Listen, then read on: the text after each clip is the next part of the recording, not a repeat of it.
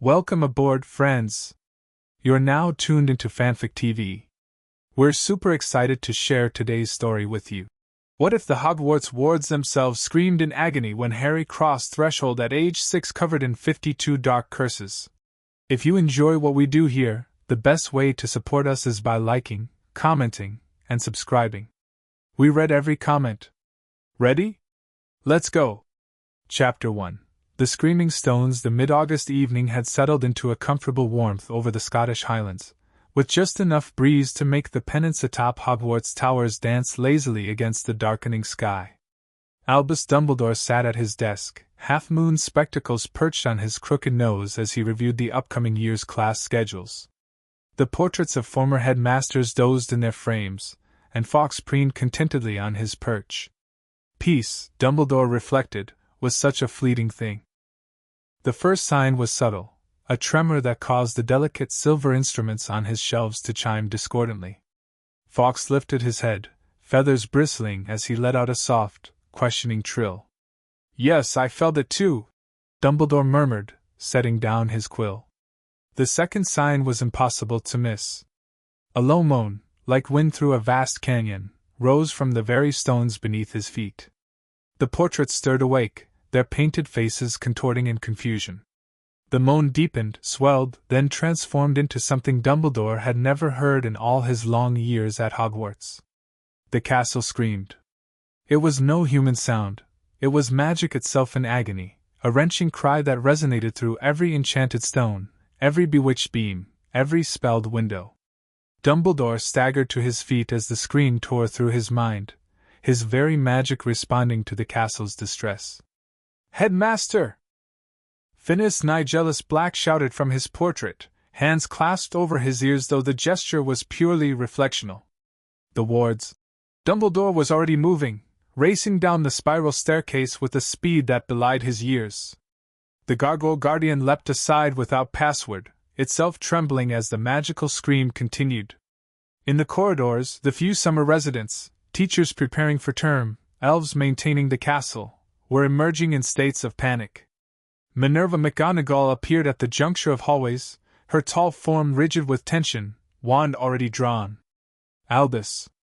What in Merlin's name, the boundary stones?" he called, not breaking stride. "The wards are in distress." Together they raced through the castle, the screaming growing louder as they neared the entrance hall. Severus Snape intercepted them at the grand staircase, his sallow face even paler than usual. "Something has breached the outer wards," Snape said tersely. "But the magic, it's unlike anything I've felt before." "Hostile?" McGonagall asked sharply. "Not exactly," Snape replied, falling into step beside them. "More like wounded." The entrance hall doors had burst open of their own accord. Outside, the twilight sky had taken on an eerie luminescence as threads of golden light erupted from the ground in jagged patterns, the ward lines becoming visible in their distress. The screaming was nearly unbearable now, a sound that seemed to exist both within and without, magical and audible at once. "The main gate," Dumbledore commanded, and the three sprinted across the grounds, other staff members converging from different directions. Hagrid was already ahead of them, his massive form silhouetted against the strange light of the manifesting wards. "Professor Dumbledore, sir!" Hagrid bellowed over the magical cacophony. "Come quick!"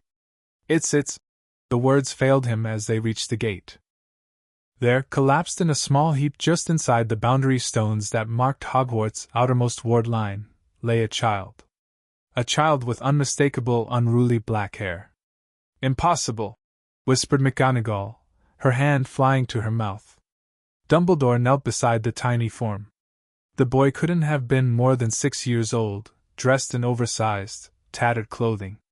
His skin, where visible, bore an impossible network of markings, runes and symbols that glowed with sickly colors against his pale flesh. His eyes were closed, his breathing so shallow it was barely perceptible.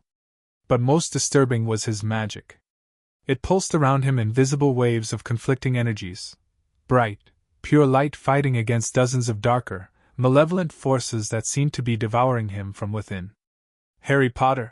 Dumbledore breathed, the name almost lost in the continued screaming of the wards. How? Snape had gone rigid beside him. Those are curse marks, he said, voice tight with professional horror that transcended his personal feelings. Dozens of them. Active curses still working. We need to get him to the hospital wing immediately, McGonagall said, already moving to lift the boy. Don't touch him, Snape barked, catching her wrist. Not with bare hands. Some of those curses could transfer on contact. Dumbledore conjured a stretcher with a complicated movement of his wand. Severus is right. We must be cautious. Another flick of his wand, and Harry's small body rose gently onto the stretcher. Filius, he called to the diminutive charms professor who had just arrived, panting, at the scene. The wards need stabilizing or the magical backlash could damage the castle's core enchantments. Of course, headmaster, Flitwick replied, already beginning complex wand movements as he approached the boundary stones. As they moved swiftly back toward the castle, the boys' proximity to the building caused the screaming to intensify.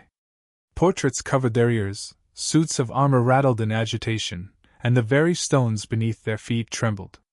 What is happening, Albus? McGonagall demanded as they rushed toward the hospital wing. How can Harry Potter be here? He should be with his relatives. And these curses, questions for which I have no immediate answers, Dumbledore replied grimly. But I intend to find them. The hospital wing doors flew open at their approach. Madame Pomfrey, alerted by the castle's distress, had already prepared a bed in isolation. Good heavens! She gasped upon seeing Harry. What has happened to this child? We don't know yet, Dumbledore said. But he's carrying multiple dark curses. We'll need containment wards around his bed. Snape moved forward, wand already tracing complex patterns in the air. I recognize several of these curse signatures, he said tightly. Ancient magics, not commonly used in centuries. Blood curses, mind magics, binding spells. As Madame Pomfrey ran diagnostic spells over Harry's unconscious form, her professional composure briefly cracked. 52. She whispered in horror. 52 distinct magical attacks on his system. It's a miracle he's alive at all. 52? McGonagall repeated, aghast. That's not random. That's systematic torture. Snape's dark eyes narrowed as he studied the patterns of runes visible on the boy's skin. Some of these are recent, within days. Others. He paused, his expression darkening further. Others have been working on him for years. Dumbledore's face had gone grave, the customary twinkle in his blue eyes completely extinguished. Years, he repeated softly. Since he was placed with the Dursleys, perhaps? The Muggle relatives couldn't have done this, Snape said dismissively. This is highly sophisticated dark magic. Whoever did this has extensive knowledge of obscure curses and a methodical approach. They've been layering them carefully, ensuring they wouldn't interact catastrophically. Catastrophic for whom? McGonagall asked sharply. The boy is dying before our eyes. Not dying immediately, Snape clarified, his clinical tone belied by the tension in his shoulders. These curses weren't meant to kill quickly. They're designed to corrupt, to warp, to prepare. Prepare? Dumbledore's voice was dangerously soft. Like seasoning a cauldron before brewing a particularly potent potion. Snape said, disgust evident in his voice. Someone has been conditioning his magic. For what purpose, I cannot yet say. The castle's screaming had subsided somewhat, though a persistent keening still echoed through the stones. Suddenly, a new sound joined it, the harsh cry of a phoenix. Fawkes appeared in a burst of flame, circling once before landing on the headrail of Harry's bed. Fawkes, no! Dumbledore warned, but the phoenix had already bent its magnificent head toward the boy's forehead, where a familiar lightning bolt scar glowed an angry red among the other markings.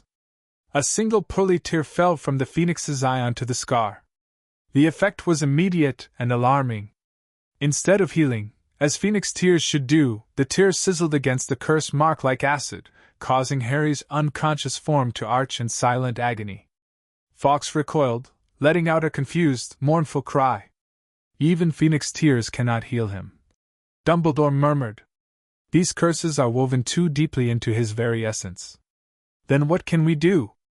McGonagall asked, her Scottish brogue thickening with emotion. Before anyone could answer, the hospital wing itself seemed to respond. The stones beneath Harry's bed began to glow with a soft, golden light that spread upward, enveloping the bed in a gentle illumination that was distinctly different from the angry colors of the curses marking the boy's skin. The castle, Flitwick gasped, having just arrived after stabilizing the outer wards. It's responding to him. Impossible, Snape muttered, but his eyes widened as the golden light seemed to seep into Harry's body, causing the curse marks to dim slightly. The boy's breathing eased, becoming deeper and more regular. Not impossible, Dumbledore said softly. Merely unprecedented in our experience. He watched with growing wonder as Hogwarts itself appeared to comfort the child. The castle was founded on ancient protective magic. Perhaps it recognizes something in Harry that resonates with its original purpose. But why would the wards scream when he arrived if the castle wants to protect him now? McGonagall asked. Perhaps, Dumbledore suggested, his eyes never leaving the boy. It was not rejection we heard, but outrage. Not fear of Harry, but fear for him. The hospital wing fell silent except for the soft hum of magic and Harry's steadier breathing. Outside, the strange luminescence of the wards gradually faded as they settled back into their normal, invisible state. The castle's screaming had finally stopped, replaced by an almost palpable vigilance. We need to notify the Ministry, McGonagall said eventually. A magical child has been systematically abused. The improper use of Magic Office, the Department of Magical Law Enforcement. No, Dumbledore interrupted, his voice gentle but firm. Not yet. Albus! This is precisely the sort of situation, think Minerva, he said quietly. Harry Potter appears at Hogwarts years before his time, bearing dark curses that someone has been systematically placing on him since infancy. Curses that Severus, with his extensive knowledge of dark arts, recognizes as ancient and obscure. This was not the work of common criminals. Snape's expression had gone cold. You believe someone within the Ministry may be involved. I believe we cannot know who is involved, Dumbledore corrected. And until we do, we must proceed with extreme caution. Harry's life depends on it. McGonagall's lips thinned to a white line, but she nodded reluctantly. Very well. But I want it on record that I protest this secrecy. Duly noted, Dumbledore said. Now, we must address more immediate concerns. Severus, I need you to begin identifying these curses specifically. Start with the most immediately harmful. Poppy, monitor his physical condition. Phileas, research why the wards and the castle itself have responded so dramatically to him. And what will you be doing, Headmaster? Flitwick asked. Dumbledore's eyes had regained some of their familiar intensity. I will be discovering how a 6-year-old boy under the most powerful protective wards in Britain was systematically cursed without detection, and how he came to appear at our gates tonight. He turned toward the door, then paused. And I will be paying a visit to Privet Drive. The Dursleys have some explaining to do. Privet Drive lay quiet under the summer stars, its identical houses dark except for the blue flicker of late-night television through occasionally parted curtains.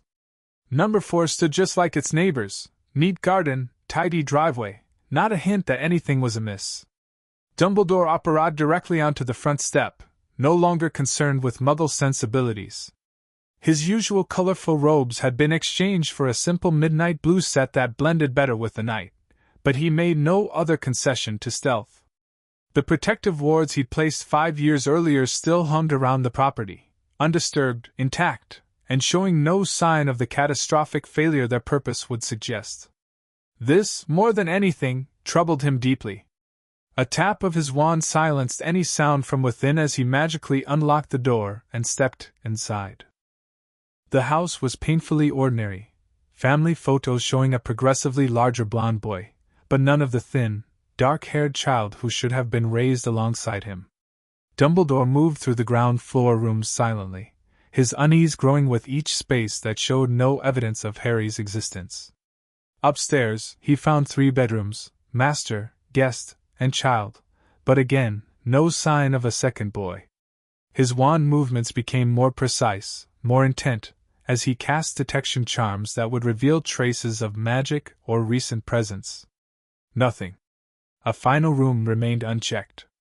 A small cupboard under the stairs, passed during his initial entry. Dumbledore returned to it, a terrible suspicion forming. The simple detection charm he cast made the door glow briefly blue. Magic had been used here. Recently. He opened the door carefully. The space was tiny, fitted with a thin, stained mattress, a couple of broken toys, and a small, ragged blanket. Spiderwebs decorated the corners. A crude drawing done in crayon was stuck to one wall, a castle on a hill. Hogwarts, unmistakably, drawn by a child's hand. Dumbledore closed his eyes briefly, mastering the surge of anger that threatened his carefully maintained control. When he opened them, he cast more sophisticated detection spells, revealing layers of magic that had been worked in this small space over years. Not protective magic. Not healing or nurturing spells. The traces glowed with the same sickly colors as the marks on Harry's skin. "Oh, my boy," Dumbledore whispered. "What have they done to you? What have I allowed to be done?" A noise from upstairs broke his reverie, someone stirring in the master bedroom. With a grim set to his mouth, Dumbledore climbed the stairs, no longer concerned with stealth. Vernon and Petunia Dursley were about to face a reckoning. He opened their bedroom door with a gesture, conjuring lights that filled the room with harsh brightness. Vernon Dursley jerked awake with a startled grunt, while Petunia let out a shriek as she saw the tall, imposing wizard standing in their doorway. "You!" she spat, shrinking back against the headboard. "How dare you break into our home?" Vernon's face purpled as he fumbled for something on his nightstand. "Now see here!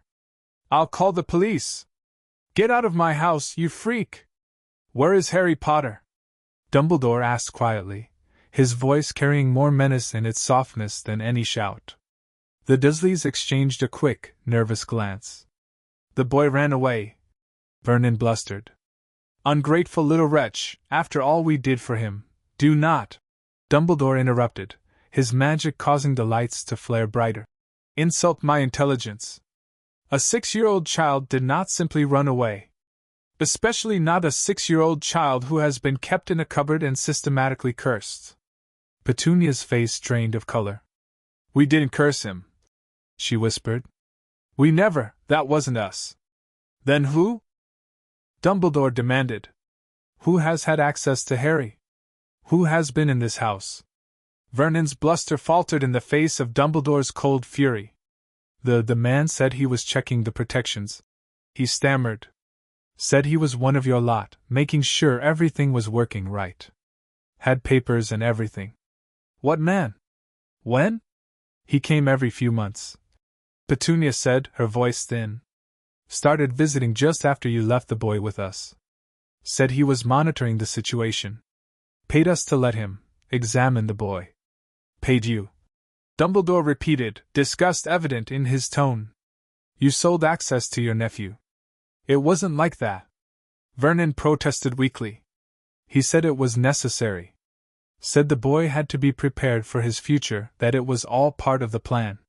"What was his name?" Dumbledore asked, though he suspected they wouldn't know. "Not something," Petunia said. "Or not. I don't remember."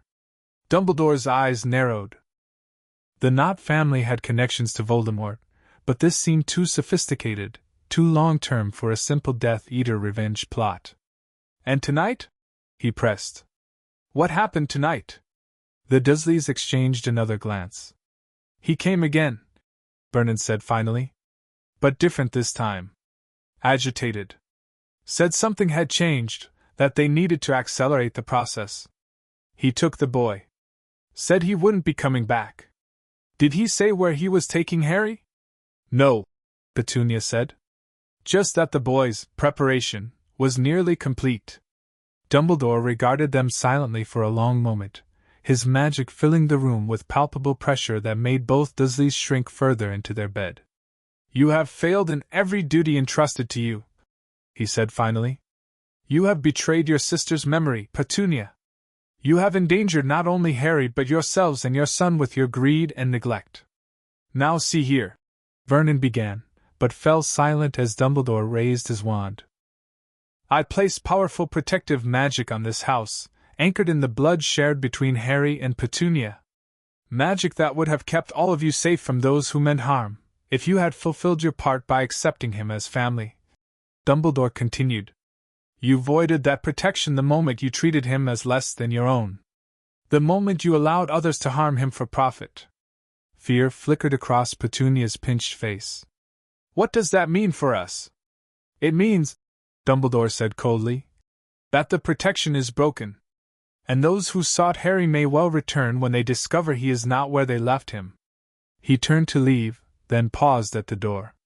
"For your own safety, and as a mercy you do not deserve, I suggest you leave this house immediately. Go somewhere far from here. Do not return." With that, he descended the stairs, leaving the Dursleys to their panic. At the front door, he paused, drawing his wand once more.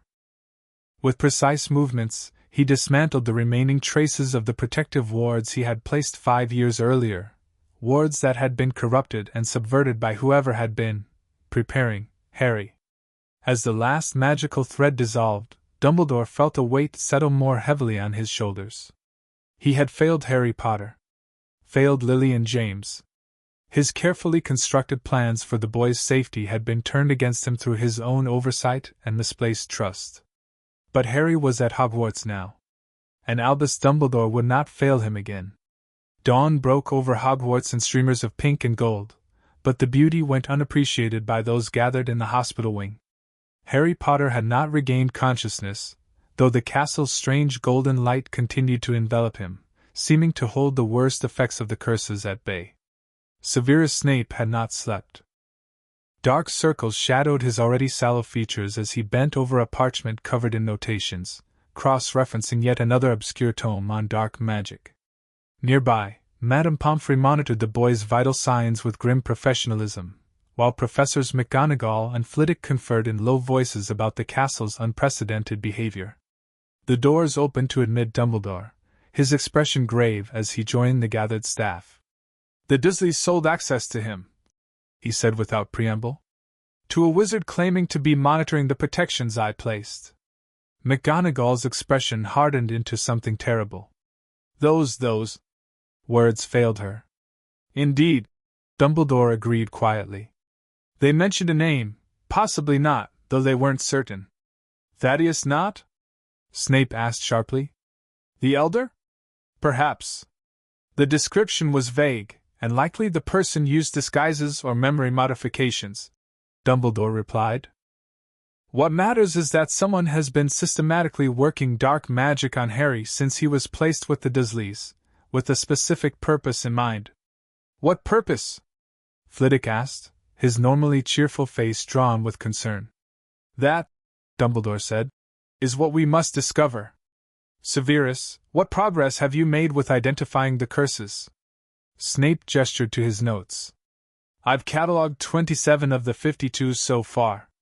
They fall into distinct categories: binding curses to restrict his natural magic, corruption curses to taint it, pain curses to create specific responses to stimuli, and several I can only describe as preparatory." "Preparatory for what?" McGonagall demanded. "Possession," Snape said flatly. "The pattern suggests someone was preparing his body and magic to serve as a vessel." A chilled silence fell over the group. "A vessel," Dumbledore repeated softly. "For whom?" No one spoke the obvious answer. They didn't need to. "But you know who was destroyed," Madame Pomfrey protested weakly. "His body was destroyed," Dumbledore corrected gently. "I have long suspected his spirit may have survived in some form. And someone has been preparing Harry Potter, the boy who defeated him, to serve as his new host," Flitwick said, horror evident in his voice. "The symmetry is elegant in a perverted way," Snape finished. using the boy's own body and magic against him. Against all of us. But it hasn't worked, McGonagall pointed out. Harry is here, not in the possession of Death Eaters or, worse. No, Dumbledore agreed, his eyes turning to the small figure on the bed. Something interfered with their plans. Something they didn't anticipate. As if in response to his words, the golden light surrounding Harry pulsed slightly brighter, and the boy stirred for the first time since his arrival. His eyelids fluttered, though they didn't open. Madame Pomfrey moved immediately to his side, casting diagnostic charms. His vital signs are improving, she reported with cautious optimism. The castle's magic seems to be, not removing the curses, exactly, but neutralizing their immediate effects. Remarkable, Flitwick murmured. In all my studies of Hogwarts enchantments, I've never encountered any mention of the castle itself intervening in such a direct manner. Hogwarts has always been more than just stone and spell, Dumbledore said. The founders imbued it with protections beyond our modern understanding. Perhaps we're witnessing magic they intended, but that hasn't been needed until now. Or perhaps, Snape suggested with typical cynicism, Potter's unique magical signature is simply triggering unforeseen interactions with the castle's existing enchantments. Before anyone could respond, Harry stirred again, more definitively this time. His small hand twitched on the blanket, and a soft sound escaped his lips, not quite a word, but evidence of returning awareness. They gathered closer around the bed, watching intently as the boy's eyes finally opened. Green eyes, Lily's eyes, now clouded with confusion and fear as they darted around at the unfamiliar faces surrounding him. Harry? Dumbledore said gently. You're safe now. You're at Hogwarts. The boy's eyes widened at the name, fixing on Dumbledore with an intensity that seemed beyond his years. His lips moved, but no sound emerged. Don't try to speak yet, Madame Pomfrey advised, checking his pulse. You've been very ill. Harry shook his head slightly, his expression frustrated as he again tried to form words. Finally, a whisper emerged, barely audible. Druid. McGonagall leaned closer. What was that, dear? Druid, Harry repeated, his voice stronger but still raspy. The castle. In my cupboard. Drew it and wished. And it called me. The adults exchanged startled glances. You wish to come to Hogwarts? Dumbledore asked carefully. And somehow, your wish was granted? Harry nodded weakly, his eyes beginning to droop again. Man came. Hurt. Always hurt. But I had the picture. Thought about it hard. Then. His voice faded as exhaustion overtook him again, his last words barely a whisper. Then the stones were singing. As he drifted back to sleep, the golden light around him pulsed once, then settled into a steady, gentle glow. Accidental magic, Flitwick whispered, awe in his voice. But on a scale I've never encountered. To transport himself across such distance through protective wards. Not just accidental magic, Dumbledore corrected thoughtfully. Hogwarts itself responded to his call. The castle reached out to him as he reached for it. Snape's brow furrowed. That's not possible. The castle's magic doesn't extend beyond its grounds. Doesn't it? Dumbledore mused. We've always assumed limitations on Hogwarts enchantments, but what do we truly know about magic the founders wove into these stones? Magic worked 1,000 years ago, in ways that may have been lost to time? He gazed down at Harry's sleeping form, his expression both troubled and wondering. I believe we are dealing with ancient protections awakening to a threat they were specifically designed to counter. The question is, what threat exactly did the founders foresee? And why has it chosen Harry Potter as its target? In the days that followed, Harry drifted in and out of consciousness. When awake, he rarely spoke, watching the adults around him with wary eyes that had seen too much for their 6 years. The castle's golden light remained, wrapping him in a protective cocoon that seemed to strengthen whenever his discomfort increased. Snape continued his methodical identification and analysis of the curses, working tirelessly despite his complicated feelings toward anything bearing the name Potter. The work was fascinating from an academic perspective, many of the curses were so obscure they appeared in only the most forbidden texts, but the clinical interest was tempered by revulsion at seeing them applied to a child. "This one," he explained to Dumbledore on the third day, pointing to a sickly purple marking that curled around Harry's right wrist like a bracelet, "is designed to corrupt emotional responses. Positive feelings, happiness, affection, trust, would trigger pain responses. Over time, the victim would associate such emotions with suffering, making him unable to form healthy attachments," Dumbledore said grimly. "Isolating him." "Precisely. And this one," Snape indicated a jagged symbol behind Harry's ear, "subtly alters memory formation. Not erasing memories, but tainting them, making recall painful and distorted. They weren't just preparing a vessel," McGonagall said from where she sat beside Harry's bed. She had taken to reading to the boy during her free hours, though he seldom acknowledged her presence directly. They were breaking him down completely. "Yes," Snape agreed, his voice clinically detached though his eyes betrayed deeper emotion. "A systematic dismantling of personhood.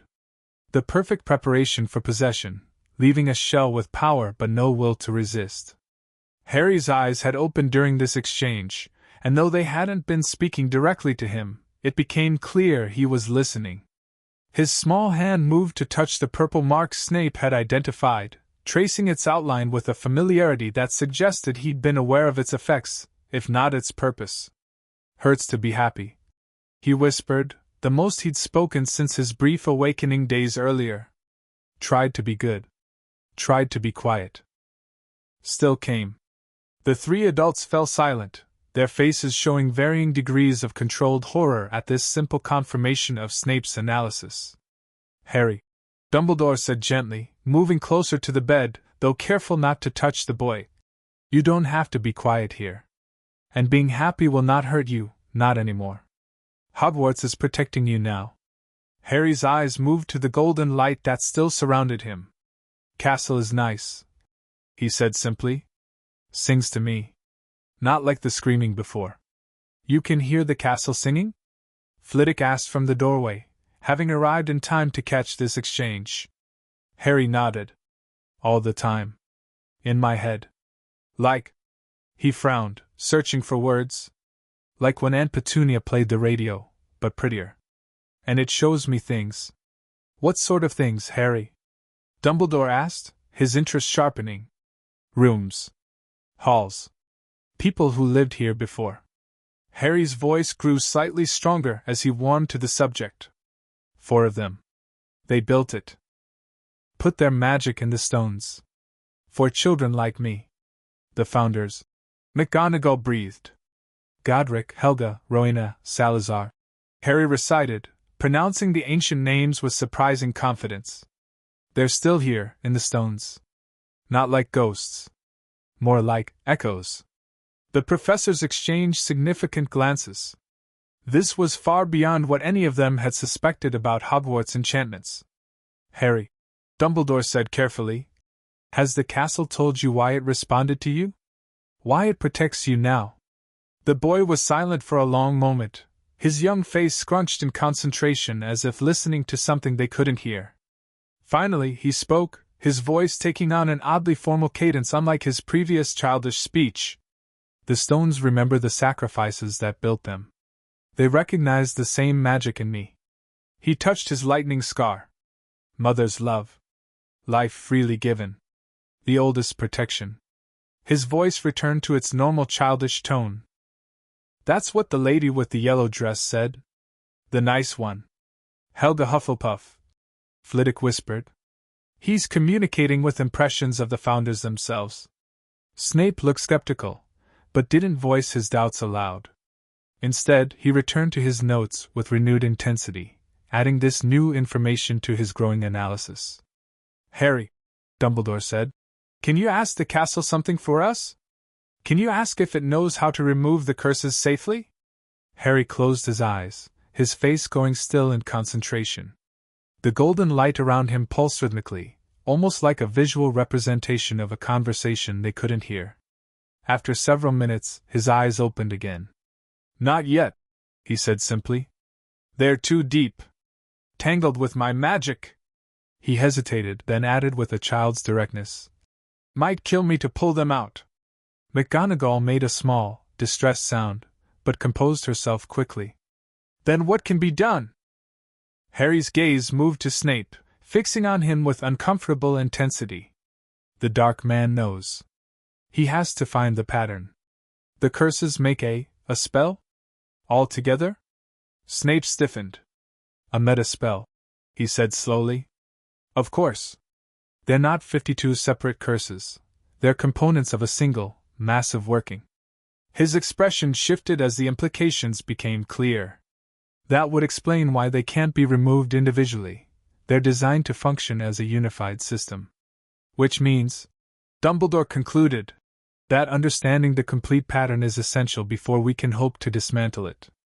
I'll need to document all 52 curses and their interconnections, Snape said, already turning back to his notes with renewed purpose. It will take time. Time, Harry whispered, is what the castle is giving me. He shifted slightly, wincing as the movement triggered responses from various curses. But they know I'm gone. They'll be looking. Who, Harry? Dumbledore asked. Who will be looking for you? Harry's eyes began to drift closed again, exhaustion claiming him. The ones who want to bring him back, he murmured. The Dark Lord's faithful, waiting for his return. With those ominous words, he slipped back into sleep, leaving the adults to exchange troubled glances over his bed. We need more security, McGonagall said firmly. If Death Eaters discover he's here, they would not dare attack Hogwarts directly, Dumbledore said. But you're right that precautions are necessary. I'll strengthen the outer wards myself, and we should limit knowledge of Harry's presence to essential staff only. What of the Ministry? Flitwick asked. Sooner or later, they'll need to be informed. Later, Dumbledore said decisively. Until we better understand what we're dealing with, and who might be involved, official channels are too great a risk. Snape, who had returned to examining the curse marks on Harry's arm, looked up sharply. Someone's coming. They turned toward the hospital wing doors just as they opened to admit a thin, nervous-looking man in ministry robes, accompanied by Argus Filch. Headmaster, Filch wheezed. This ministry fellow insisted on seeing you. Wouldn't take no for an answer. Bartemius, Dumbledore said smoothly, moving to intercept the visitor before he could get a clear view of Harry's bed. What brings you to Hogwarts at this time of year?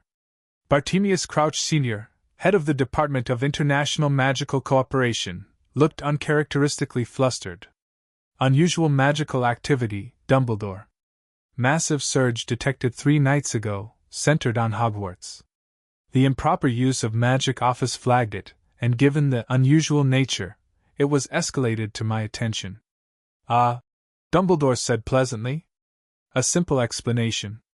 We were conducting renovations on some of the older enchantments. The castle's magic can be quite dramatic when disturbed. Crouch's eyes narrowed slightly. Without ministry notification or approval?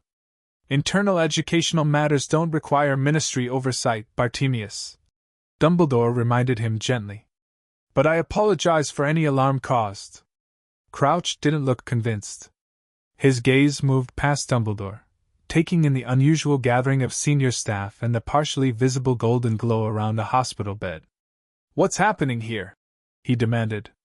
Who is that? A private medical matter, Madame Pomfrey interjected firmly. I must insist on patient confidentiality.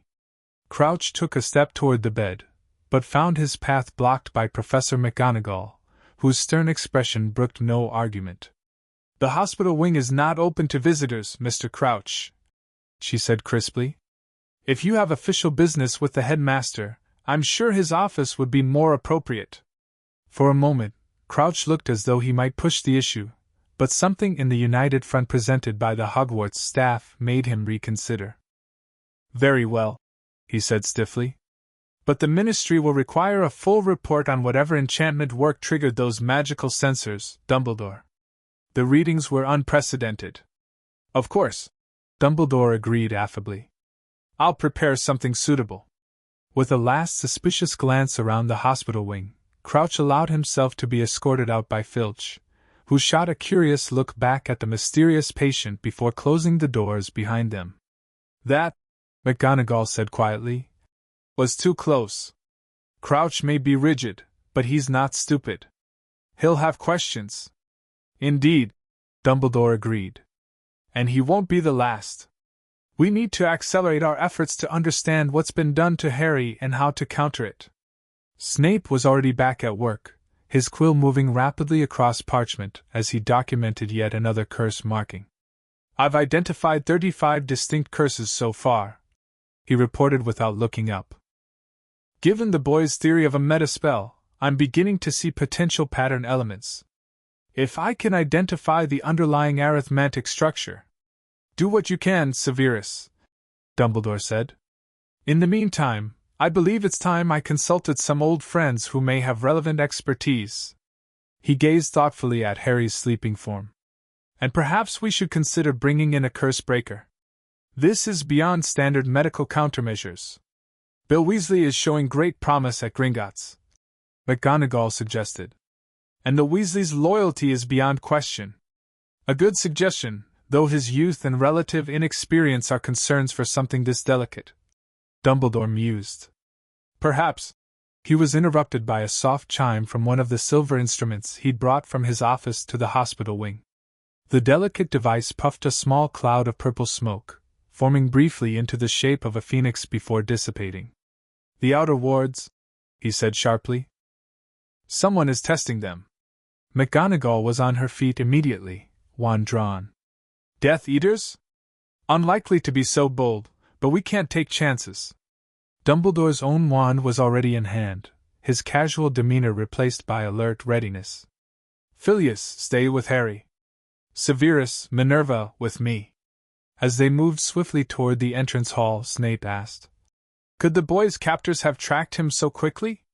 I don't believe so, Dumbledore replied, his pace never slowing. The castle's magic should have masked his magical signature. But we can't rule out other means of detection. They reached the great oak doors just as another chime sounded, closer, more urgent. Whatever was testing the wards had moved past the outer boundaries. It's on the grounds, McGonagall said tersely. Dumbledore raised his wand, prepared to cast additional protections, when a silvery shape bounded up the stone steps toward them, a Patronus in the form of a hare. Xenophilius Lovegood's Patronus, McGonagall identified, relaxing slightly. The Patronus spoke in Lovegood's dreamy voice. Albus, unusual magical activity near my home.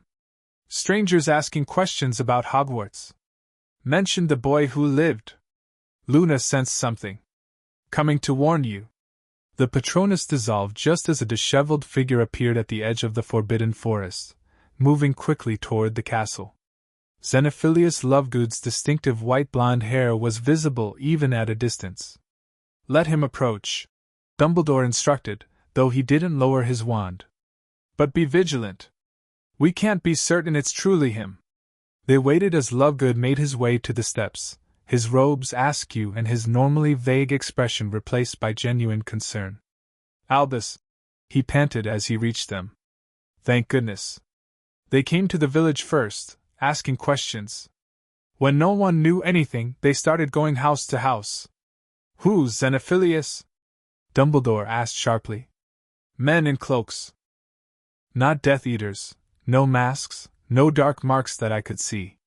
But they had a device, something that spun and pointed. Lovegood made a rotating gesture with his hand. They said they were tracking a magical disturbance. Asked specifically if anyone had seen Harry Potter. Dumbledore and McGonagall exchanged concerned glances. How did you know to come here? Snape asked suspiciously. Luna, Lovegood said simply, referring to his daughter. She woke up 3 nights ago, saying the castle was calling to all the children. That Harry Potter had come home, and the stones were singing. An uncomfortable silence followed this revelation. Your daughter heard this? McGonagall asked carefully. Luna perceives things others don't, Lovegood said with the simple confidence of a father who believed completely in his child's unique gifts. She's always had a special connection to magic. When these men came asking questions, she told me I had to warn Hogwarts. That they were looking for Harry to take him back into darkness. Dumbledore studied Lovegood thoughtfully. The man's eccentricity was well known, as was his tendency to believe in the unbelievable. But his daughter.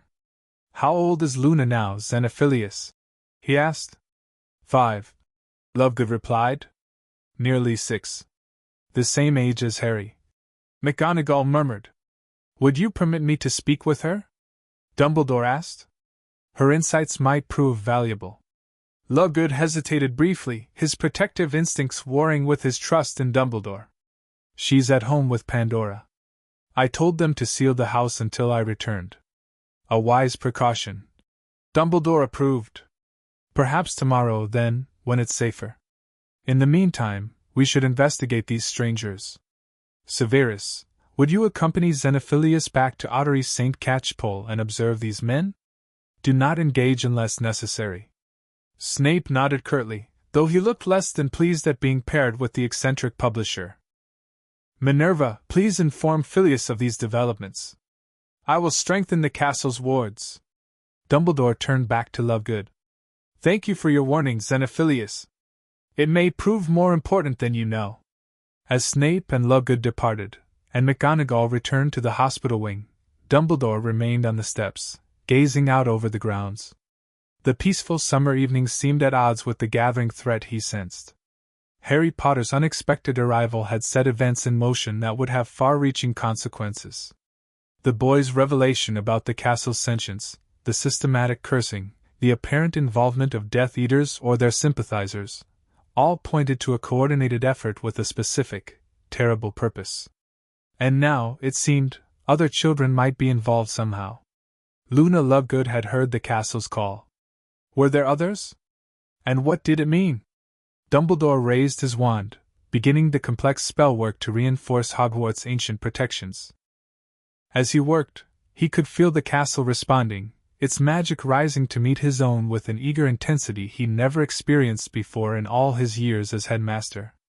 Hogwarts was awake now, truly awake, in a way it hadn't been for centuries. And it was prepared to defend its own. In the hospital wing, Harry Potter's sleep had grown troubled. He shifted restlessly beneath the golden light that still enveloped him, small whimpers escaping his lips as his mind filled with fragmented visions. A circular room, walls lined with strange spinning devices. Men in cloaks, one holding something that looked like a compass, its needles swinging wildly. A tall, thin man with a face like a skull, anger radiating from him in palpable waves. And beneath it all, the steady rhythm of the castle's song, no longer just a comfort but an urgent warning. They're coming, Harry whispered in his sleep. They know I'm here. The castle's golden light pulsed brighter in response, and deep within the ancient stones of Hogwarts, something stirred. Magic that had lain dormant for centuries began to flow through forgotten channels, awakening defenses that had never been recorded in Hogwarts, a history, or any other text. In the hallways, suits of armor shifted slightly on their pedestals. In the foundations, runes carved by the founders themselves began to glow with soft, blue light. And in the deepest chamber of the castle, a massive stone basin filled with a swirling silver substance rippled as though disturbed by an unseen hand. Hogwarts was preparing for battle. Chapter 2, 52 Wounds. The midnight hour found Severus Snape hunched over a sprawling diagram that covered an entire table in the hospital wing's private study. Arcane symbols, connected by threads of silver ink that moved of their own accord, mapped the complex web of curses afflicting Harry Potter. Nearby, a stack of ancient tomes balanced precariously, their pages marked with strips of parchment. Sleep was a distant memory. For 5 days, he'd worked relentlessly, documenting each curse's signature, each subtle interaction between the dark magics. The work demanded precision that only someone with his background could provide, a fact that filled him with bitter irony. The skills he'd acquired in Voldemort's service were now being used to save the son of his childhood nemesis. The son of Lily. He rubbed his burning eyes and refocused on a particularly troubling symbol he documented near the boy's heart, a binding curse of unusual complexity. You should rest, Severus. Dumbledore stood in the doorway, his own fatigue evident despite his calm demeanor. "I've identified 47 of the curses," Snape replied without looking up. "5 remain unclassified." "Impressive progress." Dumbledore approached the table, studying the diagram. "Have you determined the metaspell's purpose?" Snape's mouth thinned to a grim line. "It's elegant in a monstrous way." His finger traced a pattern through the interconnected curse symbols. "See how these form a conduit? The binding curses create channels, while the corruption curses prepare those channels to receive something. A possession ritual, as you suspected? More complex than mere possession." Snape indicated another cluster of symbols. "These suggest the transfer of essence, not just consciousness, but magical core, soul fragments, everything that constitutes a magical being." Dumbledore's expression grew grave. "A complete transference. From one being to another. From the Dark Lord to Potter." Snape confirmed quietly. "But it's incomplete. 5 components missing, and the activation sequence hasn't been triggered. Which explains why they're searching for him so desperately." Dumbledore stared at the diagram, his eyes troubled. They weren't just preparing Harry as a vessel. They were creating a means for Voldemort to claim not just any body, but specifically the body of the child prophesied to defeat him. The ultimate revenge. Snape agreed. Using Potter's own power against those who oppose him. He hesitated. "But there's something else. Something I don't understand." He pointed to a cluster of runes near the representation of Harry's scar. "These aren't part of the transference ritual. They're monitoring spells, detection wards. As if they were studying something already present." Both men fell silent, the implication hanging unspoken between them. "How is the boy?" Snape asked finally. "Sleeping now. The castle's magic continues to sustain him, though the curses still cause him considerable pain when he's awake." Dumbledore's gaze returned to the diagram. "Your work here is crucial, Severus. If we can understand the complete pattern, I need the final 5 components." Snape interrupted. "Without them, I can't determine how to safely dismantle the structure. Perhaps our young friend can help," Dumbledore suggested. "His connection to the castle has provided insights we wouldn't have discovered on our own." Snape's expression soured slightly. "The boy barely speaks coherently. And we can't be certain his communications with the castle are anything more than trauma-induced delusions. You've always been quick to dismiss what you don't understand," Dumbledore observed mildly. "Particularly when it involves a Potter." Snape's dark eyes flashed. "This has nothing to do with old grudges. It's about methodical research versus relying on the hallucinations of a 6-year-old. Yet that 6-year-old identified the metaspell structure before you did," Dumbledore reminded him, though his tone remained gentle. "There is wisdom in remaining open to unconventional sources of information, Severus." Before Snape could retort, a soft chime sounded, one of Dumbledore's monitoring spells. "Harry's awake," the headmaster said. "Perhaps he can provide some insight on those final 5 curses." With evident reluctance, Snape gathered several sheets of parchment containing his notes, and followed Dumbledore to the main room of the hospital wing. Harry sat propped against pillows, the golden light of the castle's magic still surrounding him like a cocoon. He looked marginally better than days earlier, less deathly pale, his green eyes more focused, but the curse marks still stood out starkly against his skin, glowing with sickly colors when he moved. Professor McGonagall sat beside him, apparently in the middle of reading from a children's book about Hogwarts history. She looked up as they entered, marking her place. "Ah, gentlemen. Our patient has been asking about the castle's kitchens. It seems he's developing an appetite." "An encouraging sign," Dumbledore said warmly, moving to the bedside. "Good morning, Harry. How are you feeling?" The boy regarded him warily, still unaccustomed to adults speaking to him directly and kindly. "Better," he said softly. "The singing helps. The castle's magic," Dumbledore clarified for Snape's benefit. "Harry experiences it as music." Snape approached the bed, his expression carefully neutral as he addressed Harry. "Potter, I need information about the remaining curse marks. Harry's gaze shifted to Snape, studying him with that unnervingly direct stare. You found most of them.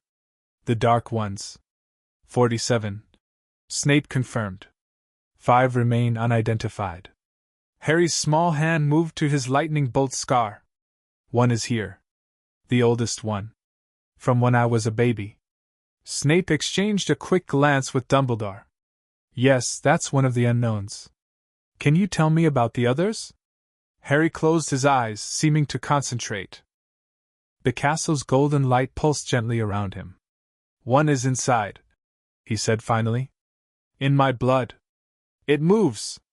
That's why you can't see it properly. A curse in his bloodstream? McGonagall asked, alarmed. Blood curses are among the darkest magic, Dumbledore said gravely. And particularly difficult to counter. The third one, Harry continued, his eyes still closed, is in my dreams. It only works when I sleep. Shows me things. A dream-walking curse, Snape murmured, making rapid notes. Extremely rare.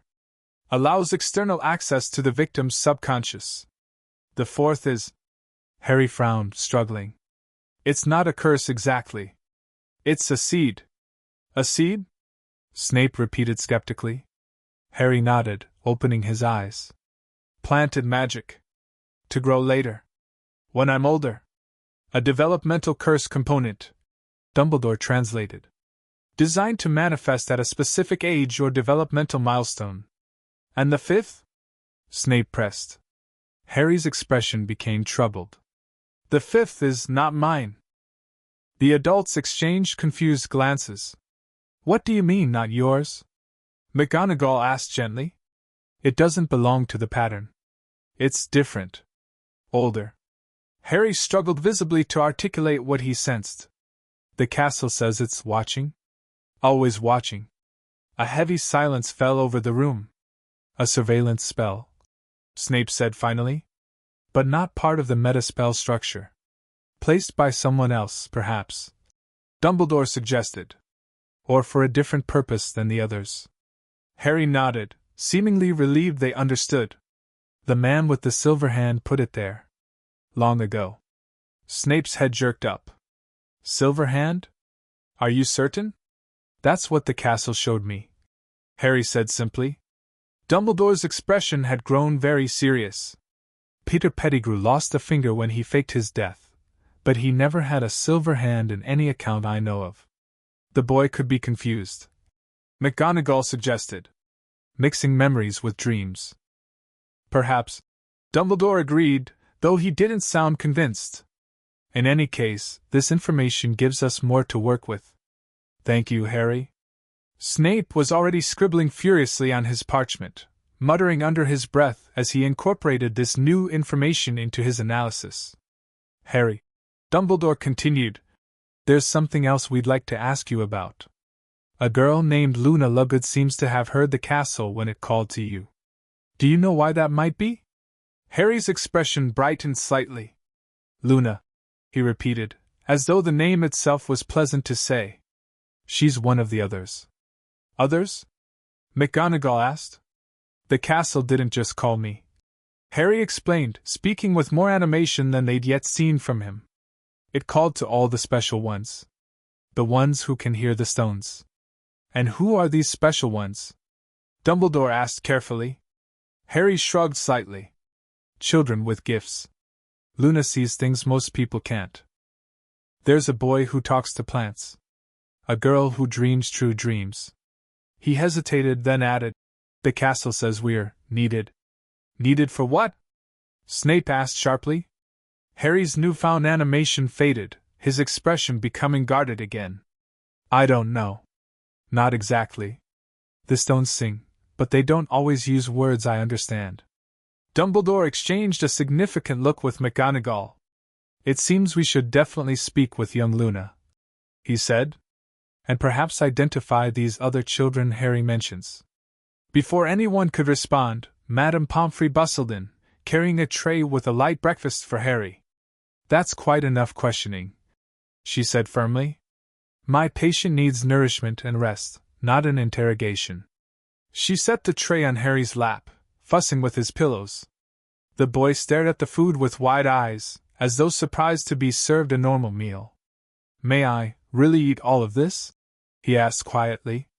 McGonagall's expression softened. "Of course, dear. It's all for you."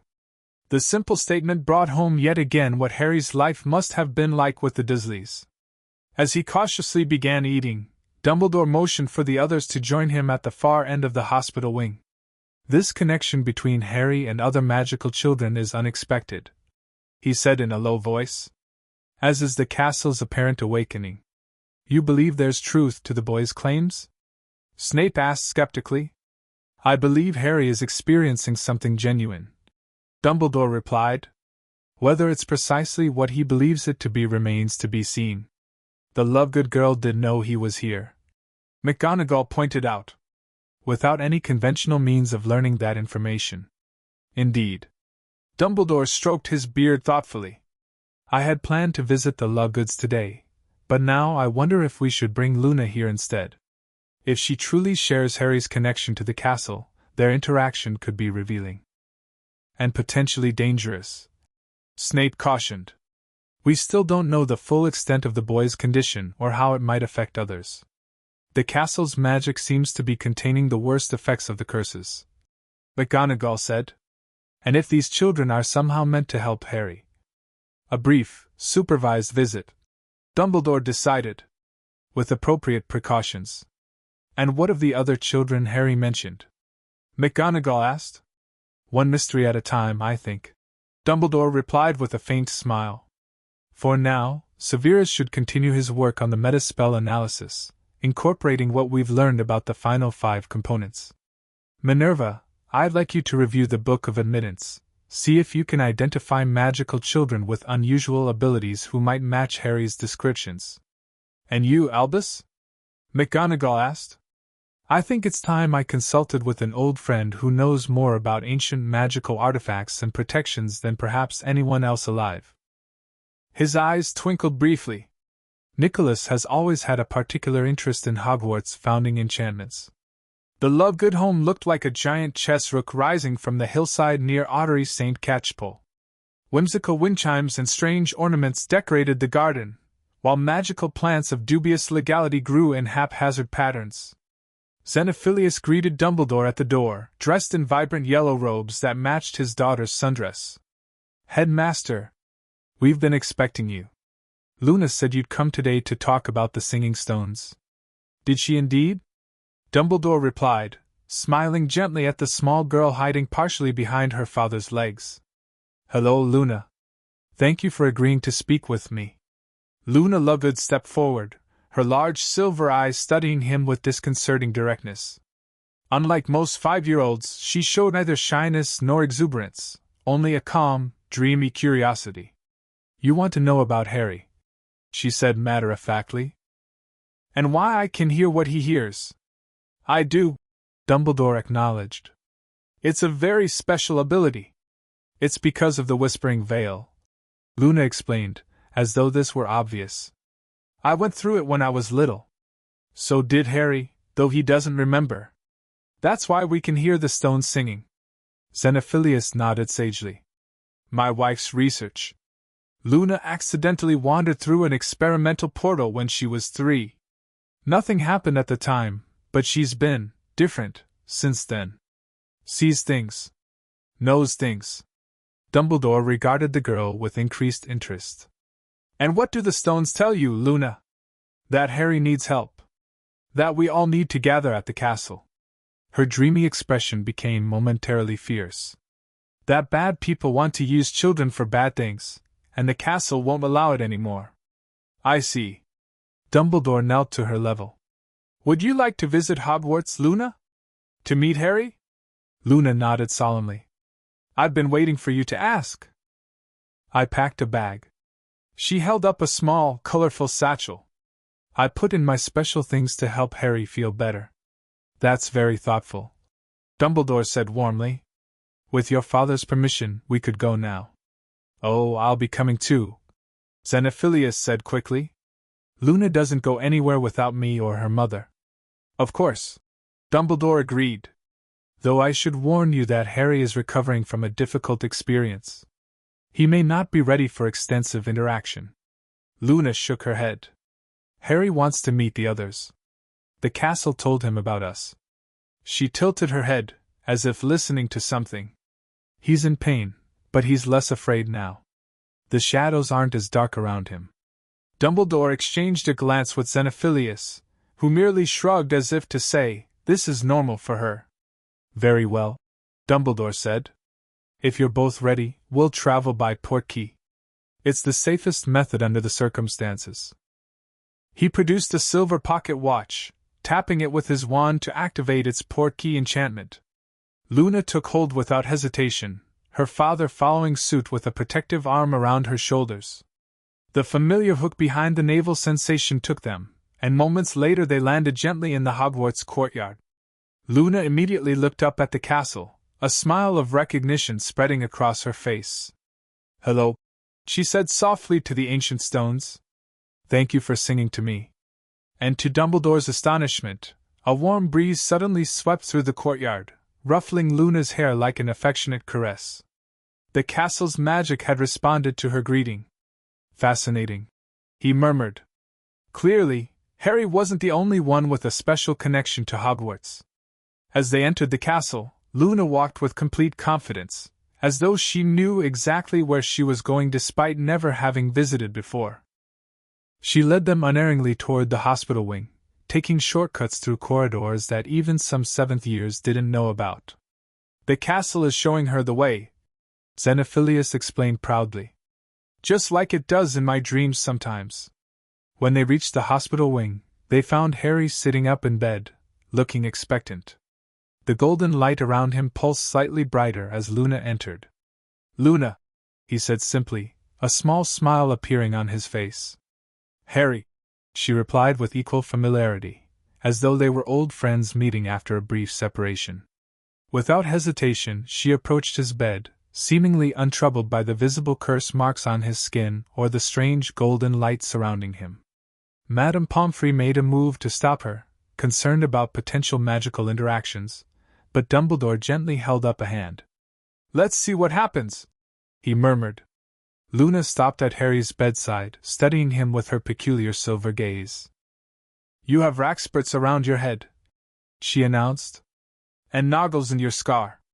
But the castle is keeping them sleepy. Rather than being confused by this strange assessment, Harry nodded seriously. Can you see the patterns? He asked. The dark man is trying to find them all, but some are hidden. I see them, Luna confirmed. She pointed to various spots around Harry that appeared empty to adult eyes. They're like threads. All connected. Making a net. From across the room, Snape looked up sharply from his notes. A net? Luna turned her dreamy gaze to him. Yes. To catch something. Or someone.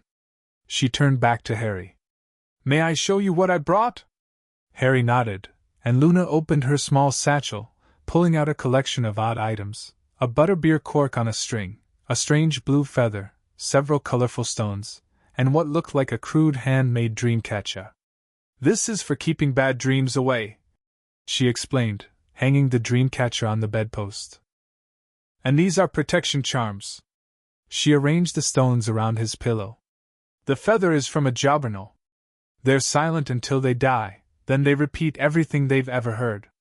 Like memories. Harry accepted each item with solemn gratitude. To the adults, they might seem like a child's trinkets, but the interaction between the two children held a ritual-like quality that was oddly moving. Thank you, Harry said simply. Then, after a pause, have you met the others yet? Luna shook her head. Just you. But I know about them.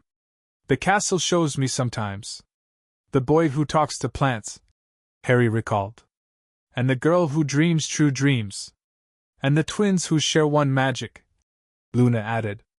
And the boy who changes his face. Dumbledore exchanged significant glances with McGonagall, who had entered during this exchange. These descriptions were specific enough to potentially identify actual magical children. Luna, Dumbledore said gently, approaching the bed. These other children, do you know their names? Where they might be found? Luna considered the question. Some of them. The plant boy is Neville. He lives with his grandmother. The face-changing boy is... I'm not sure. He has many names. Neville Longbottom, McGonagall murmured to Dumbledore. Augusta's grandson. Dumbledore nodded thoughtfully. It made a certain sense. Neville Longbottom had been born at the end of July, just like Harry. He too could have been the subject of the prophecy. The castle is calling them all, Luna continued matter-of-factly. But some can't hear as well as others. Some have shadows around them too, like Harry did. People stopping them from hearing. Harry nodded in confirmation. The castle says we need to find them. Before the bad people do. And who are these bad people, Harry? Dumbledore asked carefully. Harry's expression darkened. The ones who hurt me. The ones who want to bring back the Dark Lord. His hand moved unconsciously to the lightning scar on his forehead. They're looking for special children. Children with power they can use. The same people who placed the curses on you. Harry nodded. The castle says it's happening again. Like before. When it was built. This cryptic statement hung in the air for a moment. What happened when the castle was built, Harry? McGonagall asked. It was Luna who answered, her dreamy voice taking on an oddly formal cadence. The founders built Hogwarts to protect magical children from those who would use them for dark purposes. In the old days, dark wizards would steal children with special gifts, bend their magic to serve evil aims. The castle remembers. Harry added softly. That's why it screamed when I came. Because it recognized what they were trying to do to me. The implications were disturbing. If their interpretation was correct, someone was systematically targeting magical children with unique abilities, perhaps to serve Voldemort's eventual return, perhaps for some other dark purpose. We should bring Neville Longbottom here, McGonagall said decisively. If he's potentially in danger, we must proceed cautiously, Dumbledore cautioned.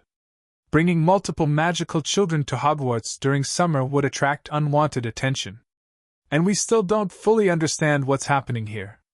The castle wants them safe, Luna said simply. It's been sleeping for too long. Now it's awake again. As if in response to her words, the golden light around Harry pulsed, extending briefly to encompass Luna as well. For a moment, both children were surrounded by the same protective glow. They've all been marked somehow, Harry said, his young voice incongruously serious. Not like my curses. Subtler. The castle can feel it. A magical identifier of some kind? Dumbledore mused. A way to track magical children with special abilities? Or to influence them? Snape suggested darkly from where he'd been observing. If Potter's condition is the end result of a long-term process, others might be in earlier stages of similar manipulation.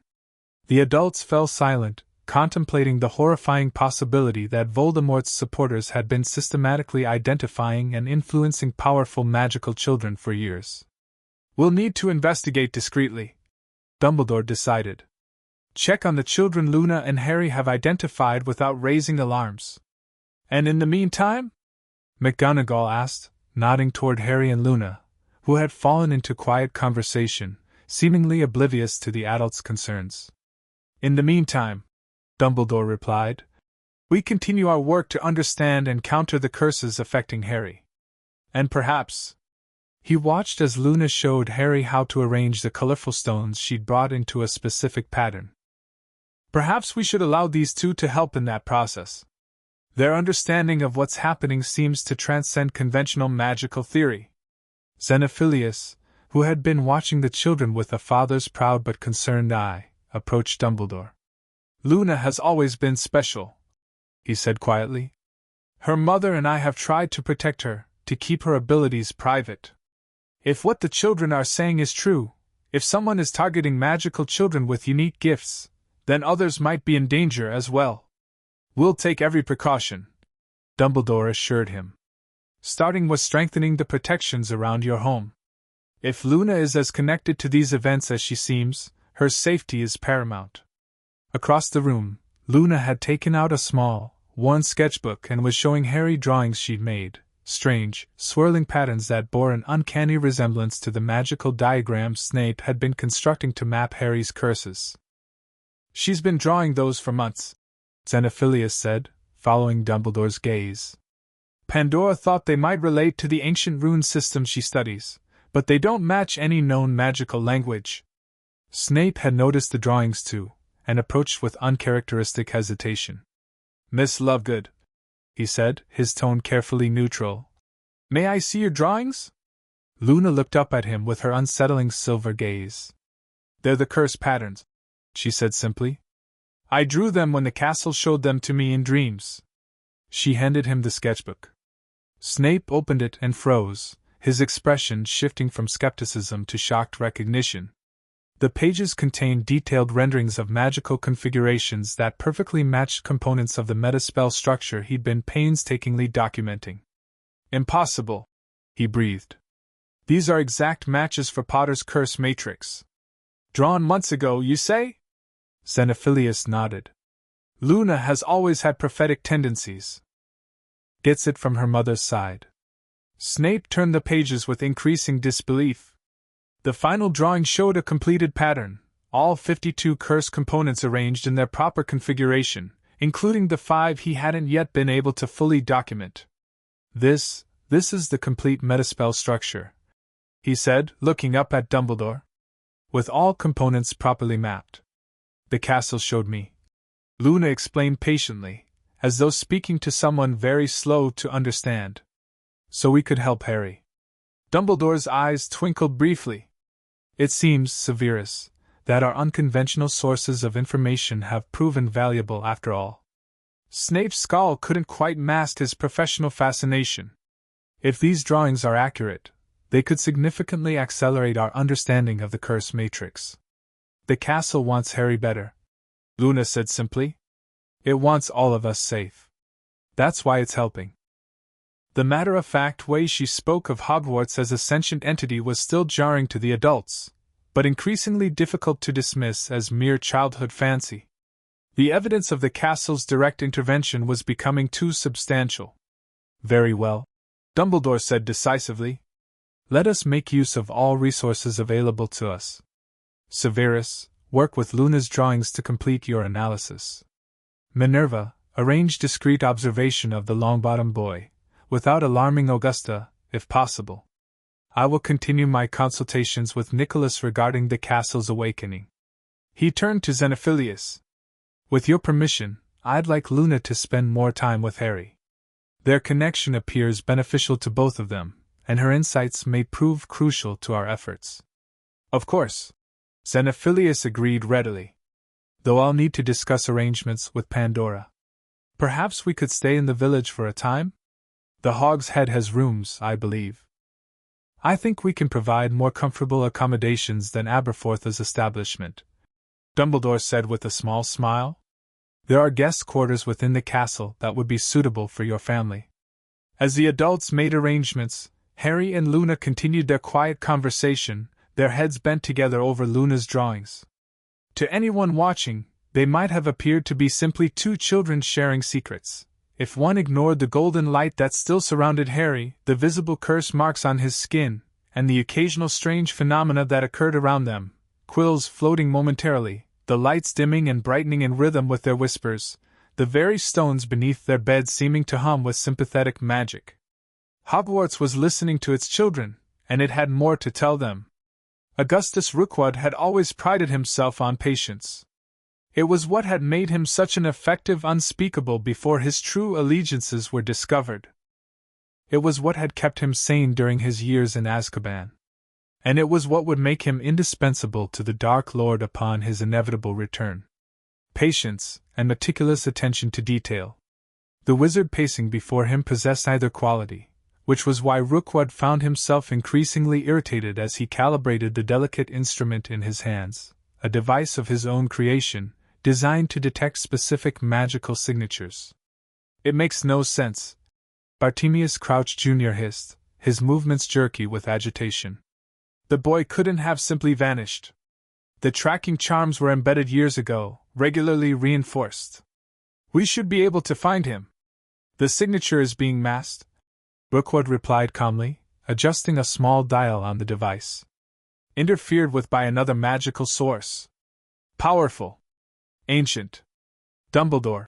Crouch spat. Rookwood shook his head. Not Dumbledore's magical signature. Something older. The device in his hands trembled slightly, its needle spinning in confused circles. Something I haven't encountered before. They stood in a nondescript room above Borgin and Burke's, warded against detection with every privacy spell known to wizard kind. Around them, maps of Britain were spread across tables and pinned to walls, each marked with potential locations where Harry Potter might have been taken.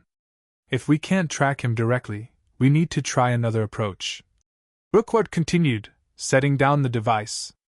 The initial surge was centered on Hogwarts. Logic suggests that's where the boy is being kept.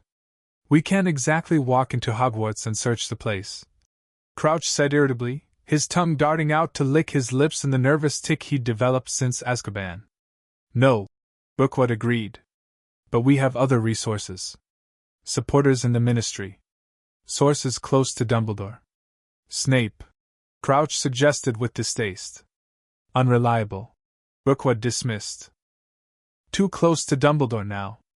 But there are others who might be persuaded to assist us. He picked up a sheet of parchment containing a list of names. Ministry officials with access to magical detection records. School governors who could demand entrance to Hogwarts on official business. Crouch's agitation momentarily subsided as he considered these options. My father still has significant influence. If I were to resume my role as his dutiful son. Too risky, Rookwood cautioned. Your escape from Azkaban was never publicly known, but there are those who might recognize you, even with your mother's sacrifice providing a convenient body. Then who? Crouch demanded. Rookwood's thin lips curved into a cold smile. I believe Lucius Malfoy still serves on Hogwarts' Board of Governors. And while his loyalty to our cause has been questionable since the Dark Lord's fall, his commitment to his family's safety remains absolute. Understanding dawned on Crouch's face. Leverage. Precisely. Rookwood tapped another name on his list. And then there's Cornelius Fudge. Ambitious, insecure, and susceptible to Malfoy's influence. If we can convince him that Dumbledore is overstepping his authority, hiding Harry Potter at Hogwarts without Ministry knowledge, we create an official reason to remove the boy. Crouch finished, his agitation giving way to cunning anticipation. Under the guise of concern for his welfare. For which we'll need a sympathetic official within the Department of Magical Child Welfare. Rookwood continued. Fortunately, Dolores Umbridge has recently taken an interest in that department, and her dislike of half-breeds and her admiration for pureblood values make her amenable to certain suggestions. And while the Ministry creates a distraction, Crouch's eyes gleamed with dark purpose. We complete what we began, Rookwood confirmed. The final curses must be placed before the boy turns 7 for the ritual to succeed. We have less than 3 months remaining. Both men fell silent, contemplating the intricate dance of political manipulation and dark magic that lay ahead. The others should be informed, Crouch said finally. Selectively, Rookwood cautioned. Not must know, as he performed most of the initial work. Malfoy only what he needs to fulfill his role. The rest. He shrugged. The fewer who understand the complete plan, the fewer who can betray it. And if we fail? Crouch asked, his voice dropping to a near whisper. If we cannot recover the boy in time? Rookwood's expression hardened. Then we move to the contingency. The other children on our list become more important. Particularly the Longbottom boy. He lacks Potter's unique connection to the Dark Lord. True. But he shares the prophecy connection, and his magic has shown promising susceptibility to external influence. Rookwood gathered his papers methodically. Prepare communication with our Ministry contacts. I'll make arrangements to approach Malfoy. As Crouch left to carry out his assigned tasks, Rookwood remained, studying the device that had failed to locate Harry Potter. Something about the interference pattern troubled him, A magical signature unlike anything in his extensive experience with the Department of Mysteries. Not just masking the tracking spells, but actively countering them.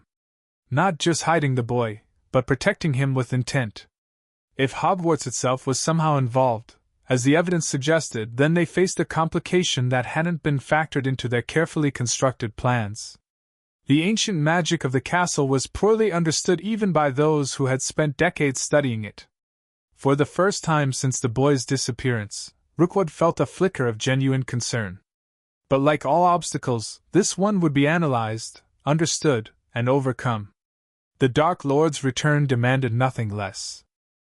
Lucius Malfoy prided himself on control of his emotions, his surroundings, his public image, and most importantly, his destiny. In the years since the Dark Lord's fall, he had rebuilt his reputation, secured his family's position, and cultivated influence at the highest levels of wizarding society. All of which made the current situation so exceedingly distasteful. "I want to be absolutely clear, Rookwood," he said coldly, not bothering to offer his uninvited guest refreshment. "I have no interest in revisiting old associations. My concerns now are solely for my family's security and prosperity." Augustus Rookwood smiled thinly from the armchair he'd taken in Malfoy's study. "Of course, Lucius. I would expect nothing less from a man of your pragmatism." The faint emphasis on the last word carried clear implications of cowardice, but Lucius let it pass. Engaging in verbal sparring with a man like Rookwood was beneath him. "Then we have nothing to discuss," he said dismissively. "I wish you good evening. Even if the matter concerns your son's future classmate? The famous Harry Potter?" Rookwood's smile widened slightly as he saw he had Malfoy's attention. "Or perhaps I should say, what's left of Harry Potter, after what's been done to him." Lucius maintained his impassive expression, but his mind was racing. "Potter is with his Muggle relatives, as arranged by Dumbledore." "Potter," Rookwood corrected, "is currently at Hogwarts, years before his time, bearing the marks of dark magic so extensive it triggered catastrophic reactions in the castle's wards when he arrived." Despite himself, Lucius felt a flicker of genuine surprise. "That's impossible. The boy is 6 years old." "Dumbledore would never. Dumbledore didn't bring him there," Rookwood interrupted. "The boy arrived through means we're still investigating. But his presence at the castle is confirmed. As is Dumbledore's decision to keep this information from the Ministry and the school's Board of Governors." Lucius's eyes narrowed slightly. This was unexpected information, and potentially useful regardless of Rookwood's agenda. "If what you say is true, then Dumbledore has overstepped his authority," he said carefully. "The board should be informed of any unusual occurrences at the school, particularly those involving powerful magic and unauthorized residents." "My thoughts exactly," Rookwood agreed smoothly. "As a concerned governor, you have every right to investigate such a situation. For the good of the school, naturally." "Naturally." Lucius studied Rookwood with cold calculation. "And your interest in bringing this to my attention?" "Let's just say I have concerns about the boy's welfare," Rookwood replied, his mock sincerity almost offensive in its transparency. "The reports of dark magic are troubling. Perhaps the child requires specialized care that Hogwarts cannot provide. Care that the Ministry should oversee." The unstated conclusion was clear: care that would place Potter under the influence of those sympathetic to the Dark Lord's cause. "I see." Lucius steepled his fingers, considering. "And what would you expect of me in this matter?" "Merely to fulfill your duties as a school governor. Investigate Dumbledore's unauthorized actions. Express appropriate concern for the boy who lived. Perhaps suggest that expert care from St. Mungo's would be more suitable than a school hospital wing." It was a reasonable suggestion on the surface, one that Lucius could support without obviously aligning himself with former Death Eaters. If Rookwood was telling the truth about Potter's condition, there might even be legitimate grounds for removing the boy from Dumbledore's care. "And yet—" "You're not telling me everything, Rookwood," Lucius said bluntly. "What exactly has been done to the boy? And by whom?" Rookwood's expression cooled. "Does it matter?"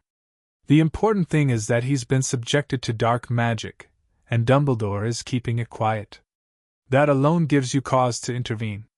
It matters, Lucius countered, because I will not blindly involve myself in a situation that could damage my family's standing.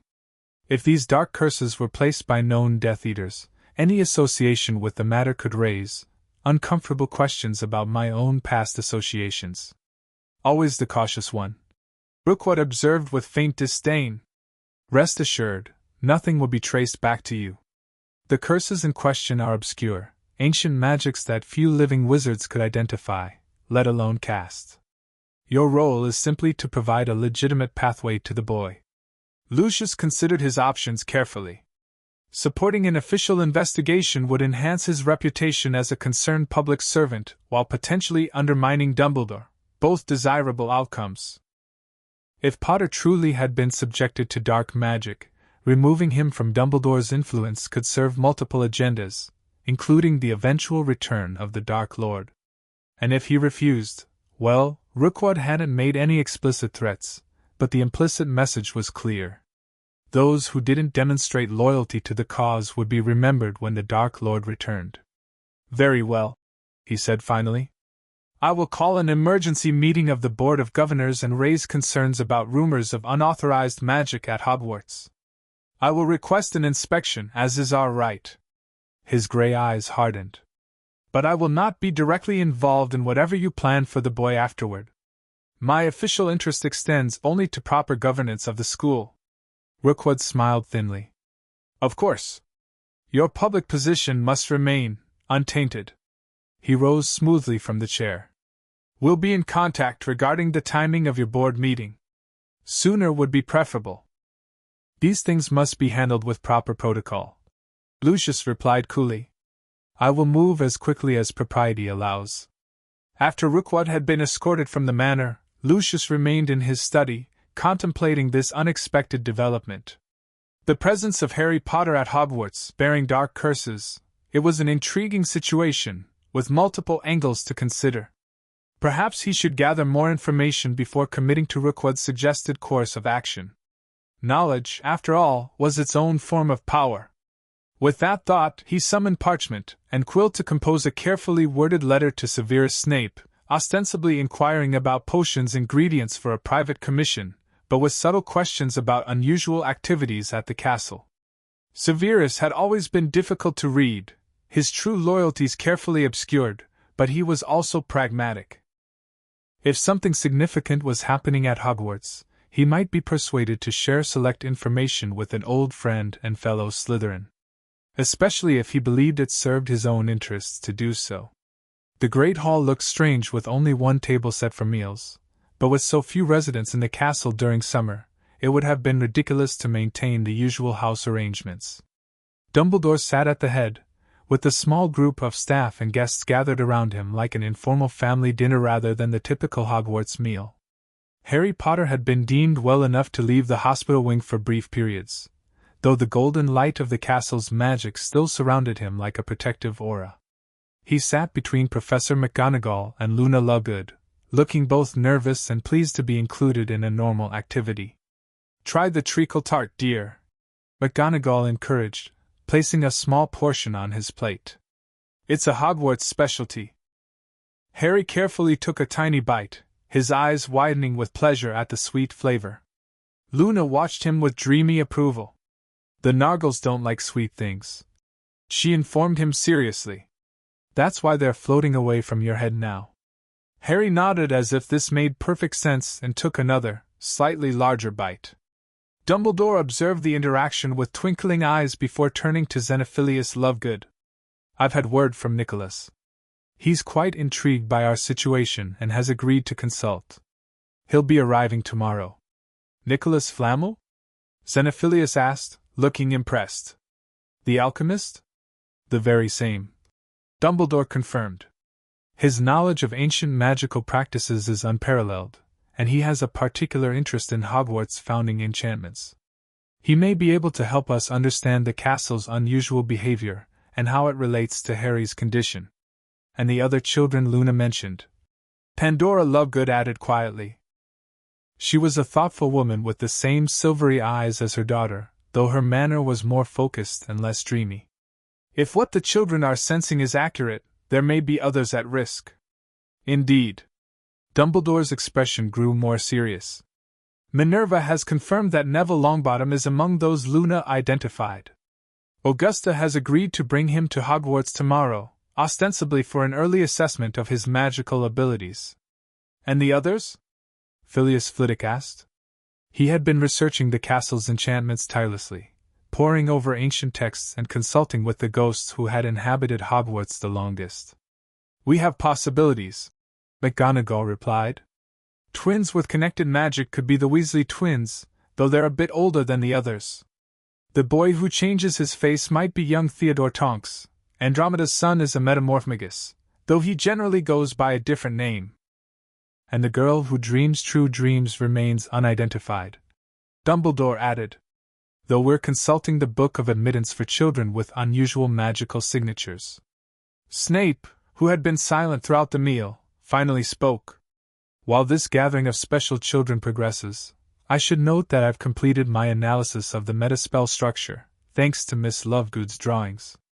He inclined his head slightly toward Luna, the closest he came to expressing gratitude. The pattern is concerning. In what way, Severus? Dumbledore prompted. The 52 curses form a complete transference ritual, as we suspected. Snape explained, his voice clinical.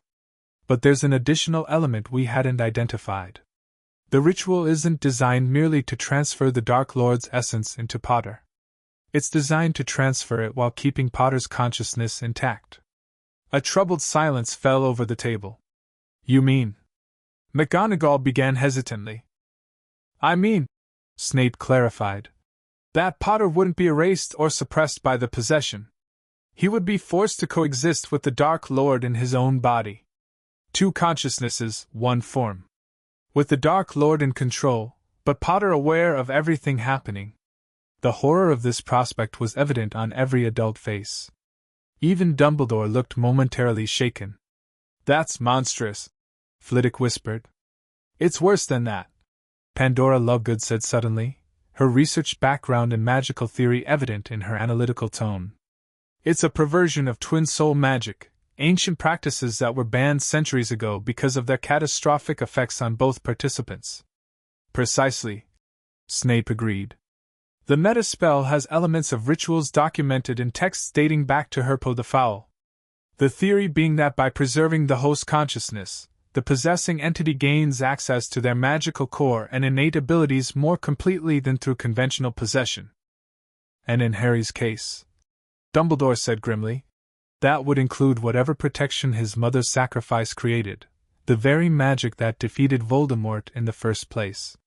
Turning his greatest defeat into his greatest weapon. Snape concluded. Throughout this dark discussion, Harry had been quietly eating his treacle tart, seemingly absorbed in the simple pleasure of dessert. But now he spoke, his young voice cutting through the grim speculation. I know, he said simply. The castle showed me. That's why it's helping, because it was made to stop this kind of magic. All eyes turned to him. What do you mean, Harry? Dumbledore asked gently. The Founders, Harry explained, setting down his spoon. They built Hogwarts because dark wizards were using children for rituals. Taking their magic, their special gifts. He frowned slightly, struggling with concepts beyond his vocabulary. The castle was made as a sanctuary, with special protections against magic that hurts children. Luna nodded in agreement. That's why it recognized Harry's curses. Why it screamed when he arrived. It was activating defenses that had been sleeping for a long time. The adults exchanged startled glances. This wasn't the commonly accepted history of Hogwarts' founding, but it aligned with certain obscure references in ancient texts. Is that why the castle is calling to other children with special abilities? Pandora asked. To protect them as well? Luna tilted her head, as if listening to something. Yes, she said after a moment. But also because we're needed to help. The castle's magic works best with children. Especially children with unusual gifts. The stones recognize kindred spirits. Harry added. Magic that's different. Like mine. Like Luna's. Fascinating. Flitwick murmured. The Founder's magic designed to resonate with unusual magical signatures in children. I've never encountered such a theory in any historical text. Not everything was written down, Dumbledore said thoughtfully. Some knowledge was deemed too sensitive, too easily misused. This may be magic that was intentionally excluded from historical records. Before anyone could respond, a house elf appeared beside Dumbledore's chair with a soft pop, bearing a sealed letter on a silver tray. Urgent message for the headmaster, sir, the elf announced with a bow. Dumbledore took the letter, breaking the official seal with a slight frown. As he read, his expression grew increasingly grave. It seems, he said finally, that our time to work undisturbed is coming to an end. The Board of Governors has called an emergency meeting regarding, and I quote, disturbing reports of unauthorized magical activities and the possible presence of underage wizards at Hogwarts outside term time. Lucius Malfoy. Snape said immediately. This has his signature all over it. Indeed. Dumbledore refolded the letter carefully. The board is demanding an inspection of the castle within 48 hours. They can't simply march in here and take Harry, McGonagall said fiercely. Not legally, no, Dumbledore agreed. But they can make things very difficult if they believe I've been concealing matters that fall under their purview. This is no coincidence, Snape said darkly. If Malfoy is involved, it suggests those responsible for Potter's condition are mobilizing resources to reclaim him. Using official channels to create legitimate access, Flitwick concluded. Clever. And concerning, Dumbledore added. It means our time is limited. Severus, how close are you to determining how to safely remove the curses? Snape's expression was grim. The metaspell structure is fully documented now, but dismantling it safely is another matter. Removing one component incorrectly could trigger catastrophic interactions among the others. I need more time. Time, Dumbledore murmured, is what we're rapidly running out of. Harry had been listening to this exchange with unusual focus for a child his age. Now he spoke again, his voice small but determined. The castle can help, he said. It's been teaching me and Luna. Showing us things. What kind of things, Harry? Dumbledore asked. How to use the castle's magic. Luna answered, her dreamy demeanor momentarily replaced by something more focused. The stones have their own power. They want to protect Harry, but they need our help to do it properly.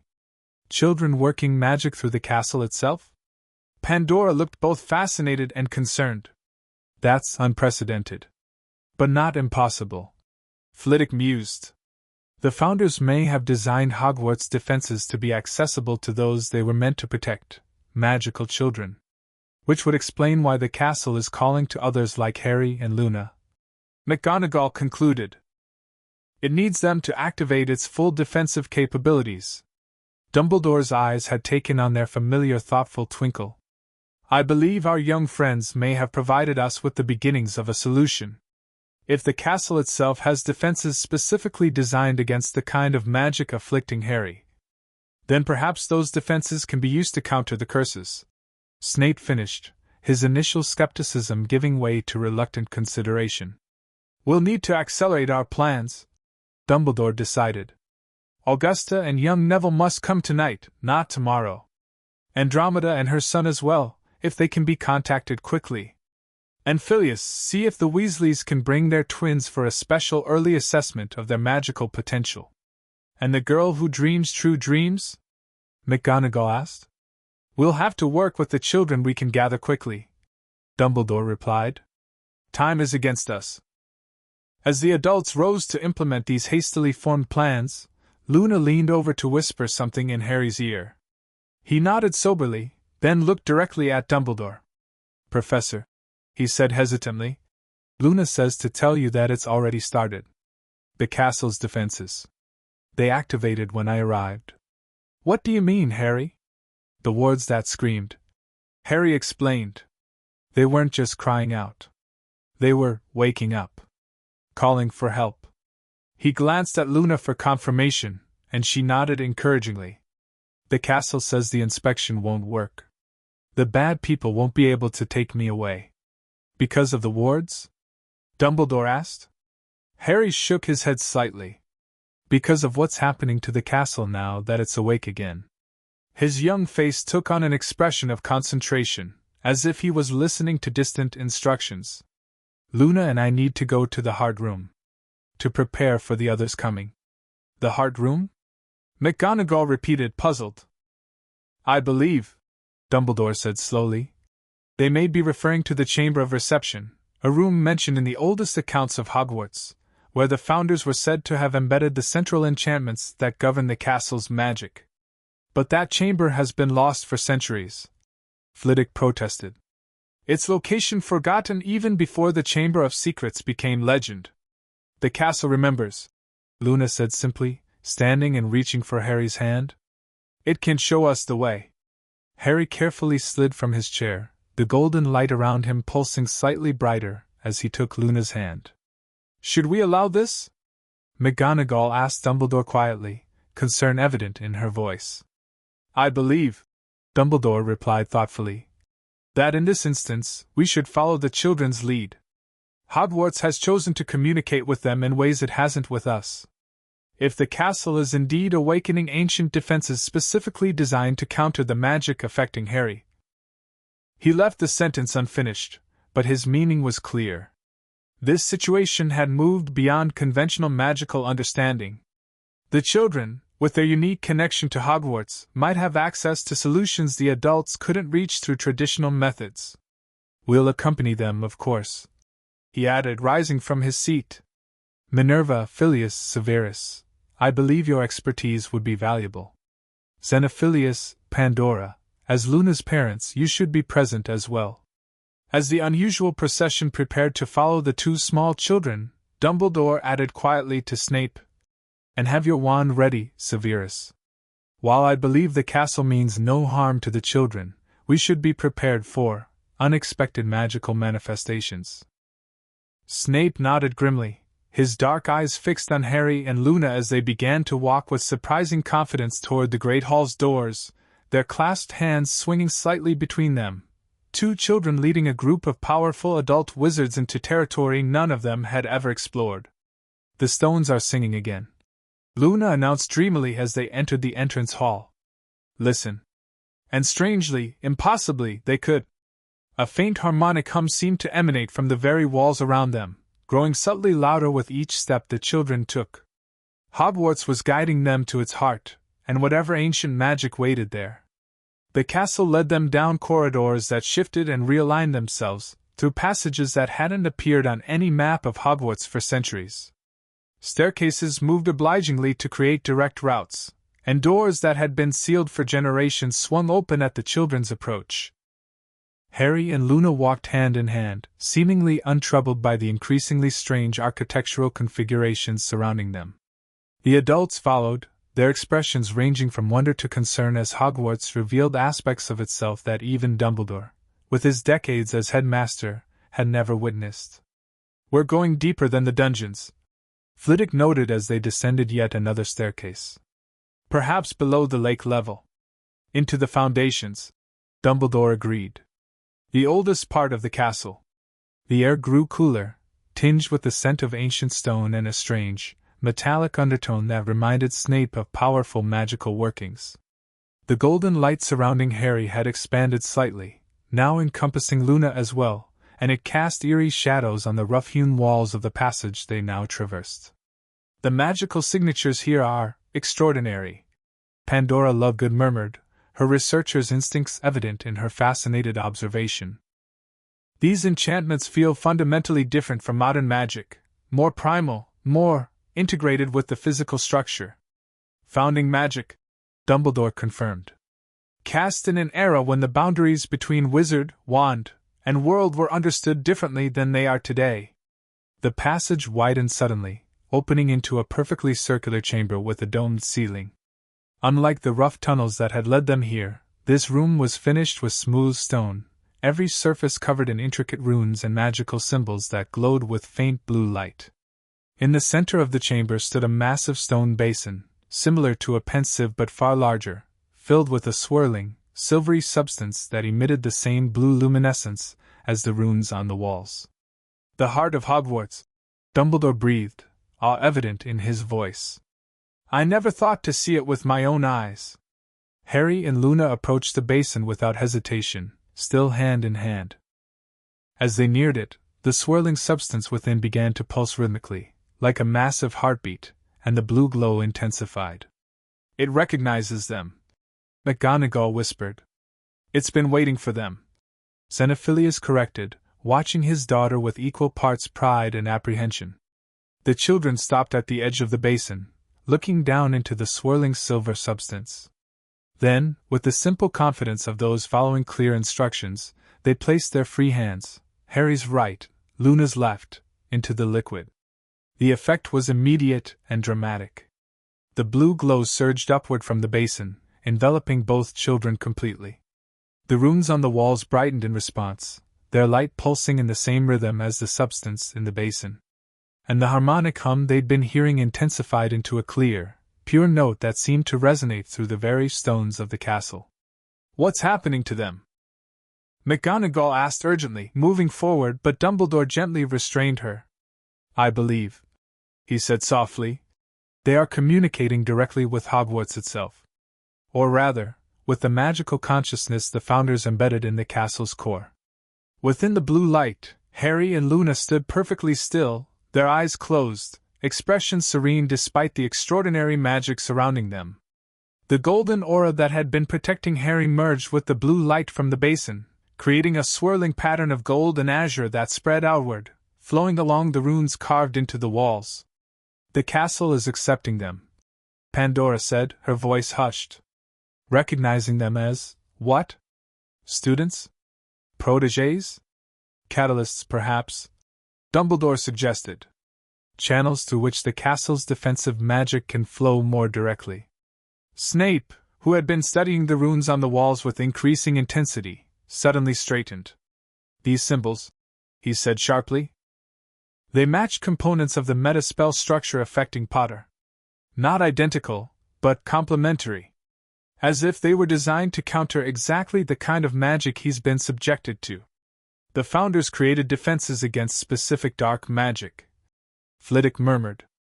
"Magic targeting children with special abilities. Magic that has apparently survived to the present day," Dumbledore added grimly. "Suggesting a continuity of dark purpose across centuries that is, deeply concerning." Before they could discuss this further, Luna spoke, though her eyes remained closed within the swirling blue and gold light. "The others are coming," she said, her dreamy voice somehow amplified by the chamber. "The castle feels them approaching. Neville first. Then the twins. Then the changing boy." Almost in response to her words, a distant chime sounded, one of Dumbledore's instruments alerting him to new arrivals at the castle gates. "Augusta with young Neville, most likely," he said. "I should go and greet them, explain the situation." "No need," Harry said, speaking for the first time since entering the chamber. Like Luna, his eyes remained closed, his voice carrying a strange resonance. "The castle is calling them here directly. They'll find their way." "That's not possible," McGonagall protested. "They can't possibly navigate the castle without guidance, especially these hidden passages." But even as she spoke, a distant sound echoed down the tunnel they had followed, footsteps, and voices raised in surprise and wonder. "Impossible," Snape muttered, but he moved to position himself protectively near the chamber entrance, wand at the ready. Moments later, a formidable elderly witch in a stuffed vulture had emerged from the passage, gripping the hand of a small, round-faced boy who looked both terrified and oddly determined. Augusta Longbottom's imperious expression faltered as she took in the extraordinary scene before her. "Albus Dumbledore," she said sternly, though her voice held a tremor of uncertainty. "What in Merlin's name is happening here? We barely stepped through the gates when Neville started walking as if in a trance, leading me through parts of the castle I've never seen before." Before Dumbledore could respond, young Neville Longbottom pulled free of his grandmother's grip and walked directly toward the basin where Harry and Luna stood. His movements were hesitant at first, then increasingly confident as the blue and gold light seemed to reach out toward him, drawing him in. "Neville!" Augusta called sharply, but the boy didn't respond, continuing forward until he stood before Harry and Luna. "Hello?" he said shyly. I heard the singing. In my dreams." Luna opened her eyes within the light and smiled at him. "Hello, Neville. The castle's been waiting for you." "The plant speaker," Harry added, also opening his eyes. "The earth magic in your hands." Neville looked down at his hands in surprise, as if seeing them differently. "Gran says I'm barely magical at all," he whispered. "Then I might be a squib." "Your magic is different," Luna explained simply. "It's tied to growing things. To life. The castle can see it, even if other magic tests can't." She held out her hand to him. After a moment's hesitation, Neville took it, and immediately the blue-gold light expanded to envelop him as well. His eyes widened in wonder as the magic flowed around and through him. "I can feel it," he gasped. "The castle. It's alive." "Of course it is," Luna said, as if this were obvious. "All magic is alive, if you listen properly." Augusta Longbottom had been rendered temporarily speechless by this exchange, but now she turned to Dumbledore with renewed demand. "Explain this immediately. What are you doing to my grandson?" "Nothing harmful, I assure you," Dumbledore replied calmly. "Though I confess the specifics are as new to me as they are to you. It appears Hogwarts itself has recognized special magical aptitudes in certain children, including Neville, and is awakening those aptitudes for some purpose." "What purpose?" Augusta demanded. "That," Dumbledore said, "is what we're in the process of discovering." Before Augusta could respond, more footsteps sounded in the passage. Moments later, Arthur and Molly Weasley appeared, looking harried and confused, with their twin sons Fred and George trotting ahead of them with matching expressions of delighted mischief. "Dumbledore!" Arthur called. "The strangest thing, the boys insisted we come to Hogwarts immediately. Said they were hearing music from the castle. Then the moment we arrived, they started leading us through corridors I never knew existed, and I thought I knew this castle well from my school days." The Weasley twins, meanwhile, had already spotted the three children enveloped in magical light and were approaching with uncharacteristic solemnity. "Wicked," one of them breathed. "Absolutely brilliant," the other agreed. Unlike Neville's hesitant approach, the twins moved with complete confidence, as if they'd been expecting exactly this scenario. They came to stand before Harry, Luna, and Neville, identical grins spreading across their faces. "Fred and George Weasley," they announced in unison, then pointed to each other. "Or George and Fred if you prefer. The twins who share one magic," Luna identified dreamily. "Two bodies, one magical core." The twins' grins widened. "Always suspected something like that," one said. "Explains a lot, really," the other added. Without waiting for an invitation, they each extended a hand simultaneously, Fred to Harry and George to Neville. The moment the connection was made, the blue-gold light surged dramatically, expanding to encompass them as well. The runes on the walls pulsed brighter, and the harmonic hum deepened, becoming a chord of multiple notes in perfect resonance. "Bloody hell," both twins said together, their usual mischievous demeanor momentarily replaced by genuine awe. Molly Weasley made a reflexive sound of maternal disapproval at the language, but it was half-hearted, overshadowed by her astonishment at the magical display before her. "Arthur," she whispered, clutching her husband's arm. "What's happening to our boys?" Arthur shook his head, equally bewildered. "I've never seen anything like it." "Your sons are perfectly safe, Molly, Arthur," Dumbledore assured them, though his own expression suggested he was working to understand the unfolding events himself. "It appears Hogwarts has recognized a unique magical connection between Fred and George, something we've always suspected but never fully understood." "And the other children?" Molly asked, looking at Harry, Luna, and Neville. "Each has their own unique magical gift," Dumbledore explained. And together they seem to be activating ancient defenses within the castle, defenses specifically designed to protect magical children from dark forces that would exploit their abilities. Before the Weasleys could ask further questions, yet another set of footsteps echoed down the passage. A moment later, Andromeda Tonks appeared, elegant despite her evident concern, accompanied by a small boy whose hair was cycling through various colors as he gazed around in wonder. "Ted and I received your message, Headmaster," Andromeda said, managing to maintain her composure despite the extraordinary scene before her. "Though I confess I wasn't expecting this." The boy beside her, the metamorphmagus Dumbledore had mentioned, stared at the children enveloped in magical light with undisguised fascination. "Watcher," he said brightly, his hair settling on a vibrant turquoise. "I'm Ted, though Mum calls me Teddy sometimes. Heard singing in my dreams." "Was that you lot?" "The castle," Luna corrected gently. "It was calling you." The changer of faces.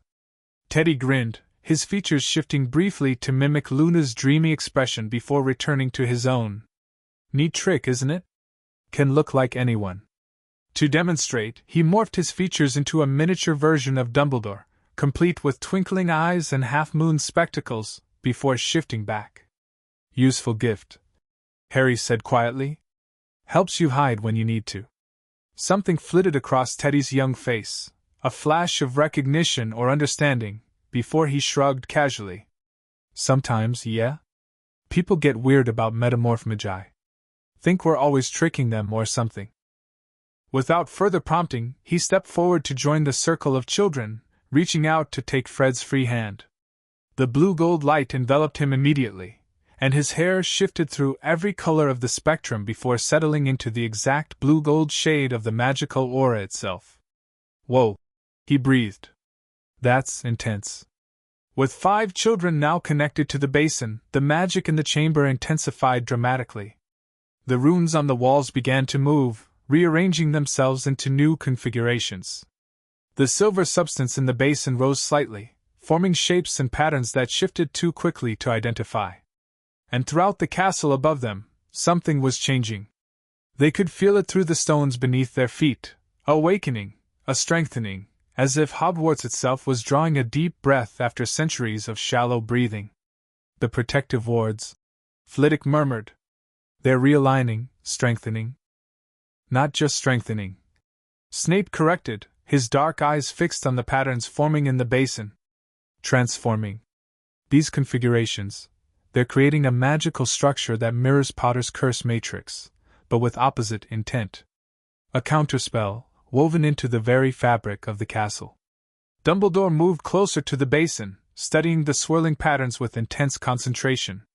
"Not just a counterspell," he said quietly. "A purification ritual. Ancient magic designed to cleanse dark influences from a magical core without damaging the core itself." The 5 children stood in their circle around the basin, connected by clasped hands, the magic flowing visibly between them.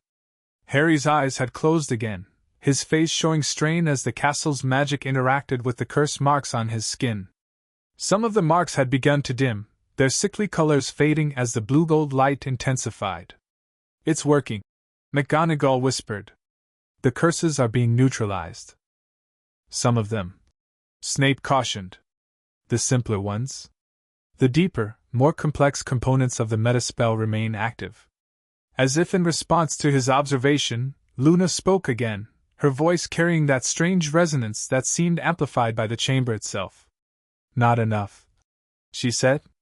"We need the dreamer. The one who sees what might be. The girl who dreams true dreams," Harry added, echoing Luna's earlier description. "Without her, the circle is incomplete." Dumbledore exchanged concerned glances with the other adults. "We haven't been able to identify this child," he admitted. "The Book of Admittance showed no clear candidate among magical children of the appropriate age." "She's hidden," Luna explained. "Like Harry was hidden. Dark magic keeping her gifts secret. Another child being targeted," Pandora Lovegood said with growing alarm. "Another victim of whoever cursed Harry. The castle knows where she is," Harry said, his voice strained as the purification magic continued to work on his curses. But it can't reach her directly. Too far. Too many wards. Then how do we find her? McGonagall asked urgently. It was Neville who answered, surprising everyone with his suddenly confident voice. We call to her through the roots, he said, his round face set with determination. The growing things that connect all magical places. The twins nodded in unison. We amplify the call, Fred said. Double the magical output, George added. And I provide the face she needs to see. Teddy continued, his features shifting rapidly. Someone she trusts. While I translate the castle song into dreams she'll understand. Luna concluded. And I. Harry hesitated, then straightened slightly within the magical light. I give her a path to follow. Like the one I found. A way through the darkness. With these statements, the children seemed to have formed a plan among themselves. Before the adults could intervene or ask questions, the 5 children closed their eyes in unison, and the magic surrounding them pulsed with renewed intensity. The silver substance in the basin began to spin rapidly, forming a whirlpool-like vortex at its center. Images appeared briefly within the vortex, flashes of places and people moving too quickly to identify clearly. They're searching, Dumbledore realized, using Hogwarts magic to locate the missing child. The vortex suddenly stabilized, revealing a clear image, a small, austere bedroom containing a single narrow bed. On it lay a sleeping girl of about 6, her dark hair spread across the pillow. Her face was contorted in what appeared to be a nightmare, her small body twitching in distress. Where is that? McGonagall asked, studying the image intently. It doesn't look like a typical family home. Snape had gone very still, his face paler than usual. I recognize that architecture, he said quietly. Those are the residential quarters at St. Mungo's. The long-term care wing.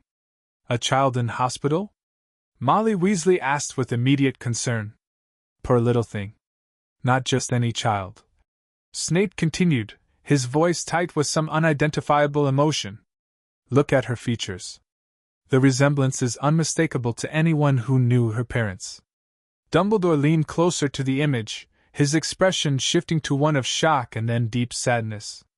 Alice and Frank, he murmured. But they never had a daughter. Only Neville. That we knew of. Augusta Longbottom said suddenly, her imperious demeanor cracking to reveal deep pain beneath.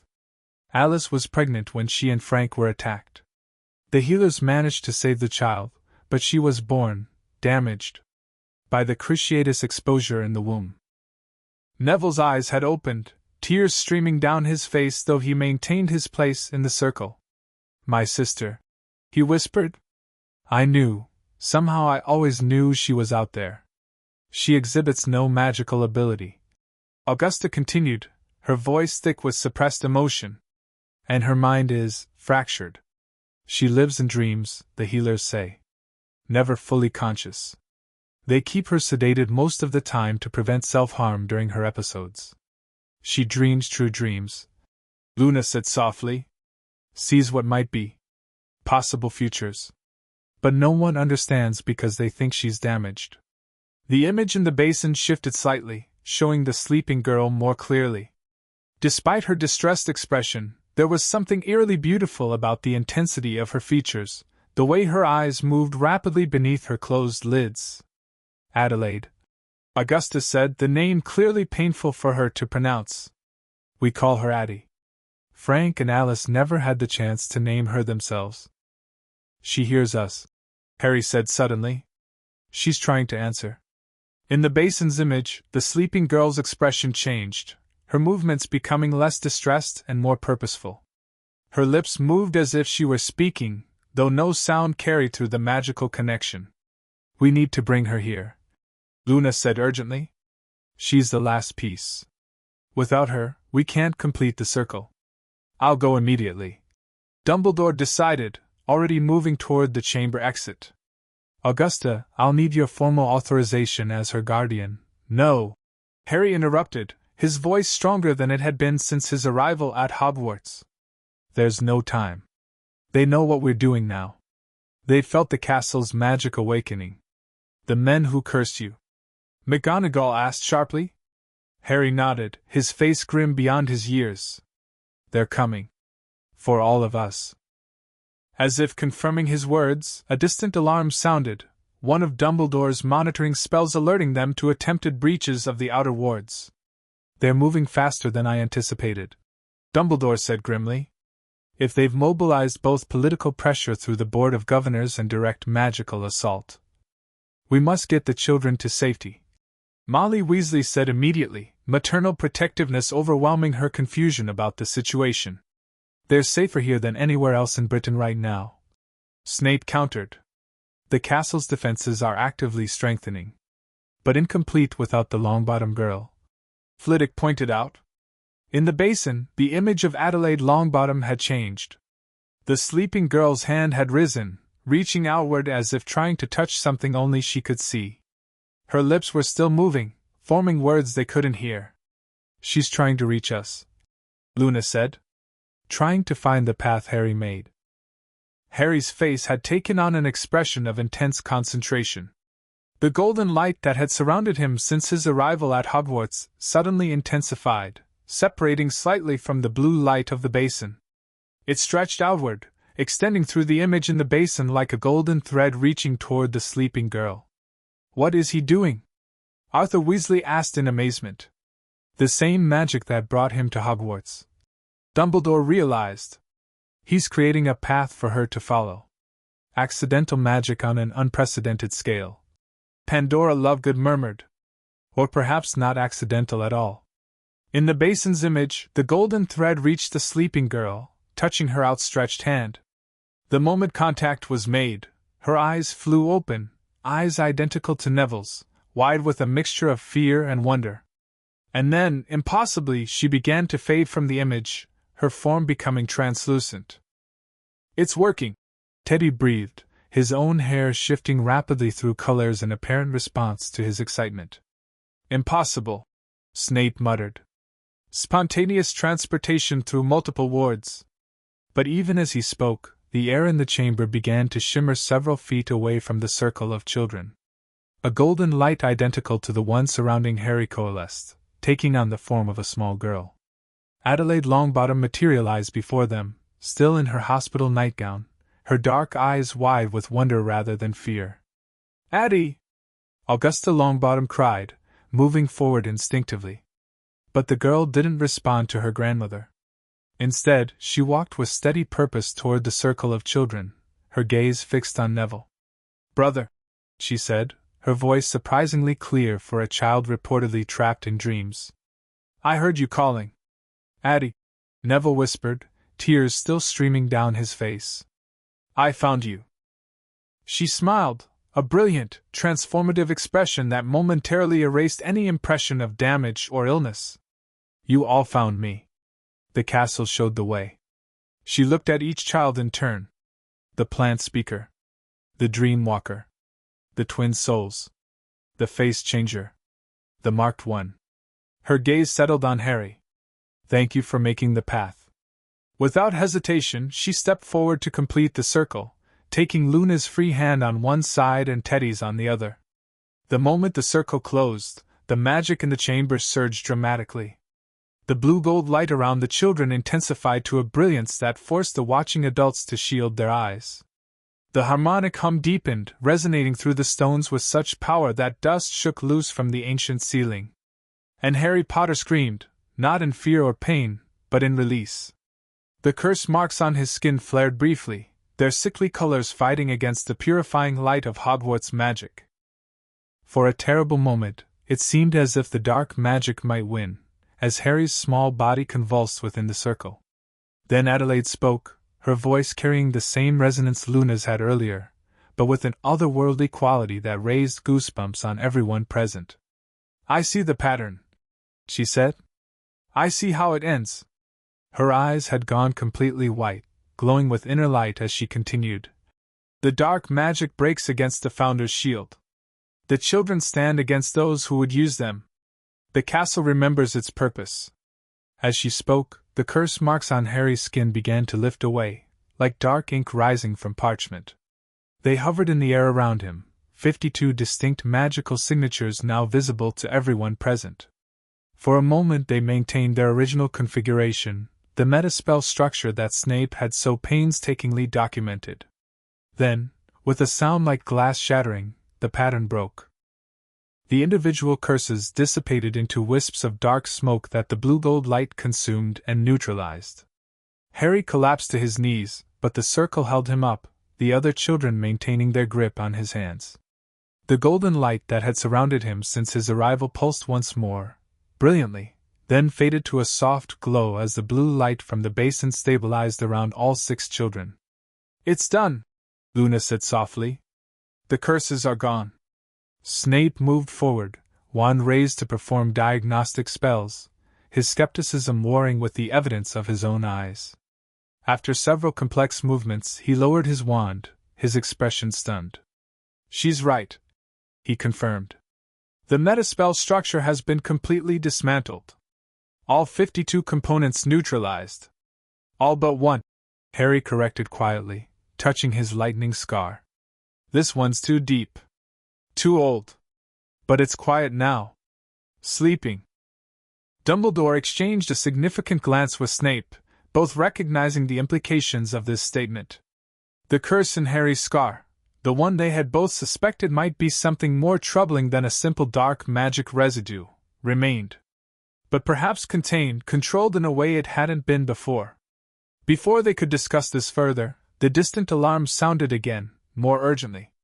The castle trembled slightly, as if bracing itself. "They're at the outer gates," Dumbledore said grimly. "And in greater numbers than I expected. The Board of Governors wouldn't mount an armed assault." McGonagall protested. "Not openly, no," Dumbledore agreed.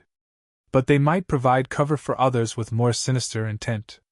"What do we do?" Molly asked, moving protectively toward her twins, though they remained firmly in the circle with the other children.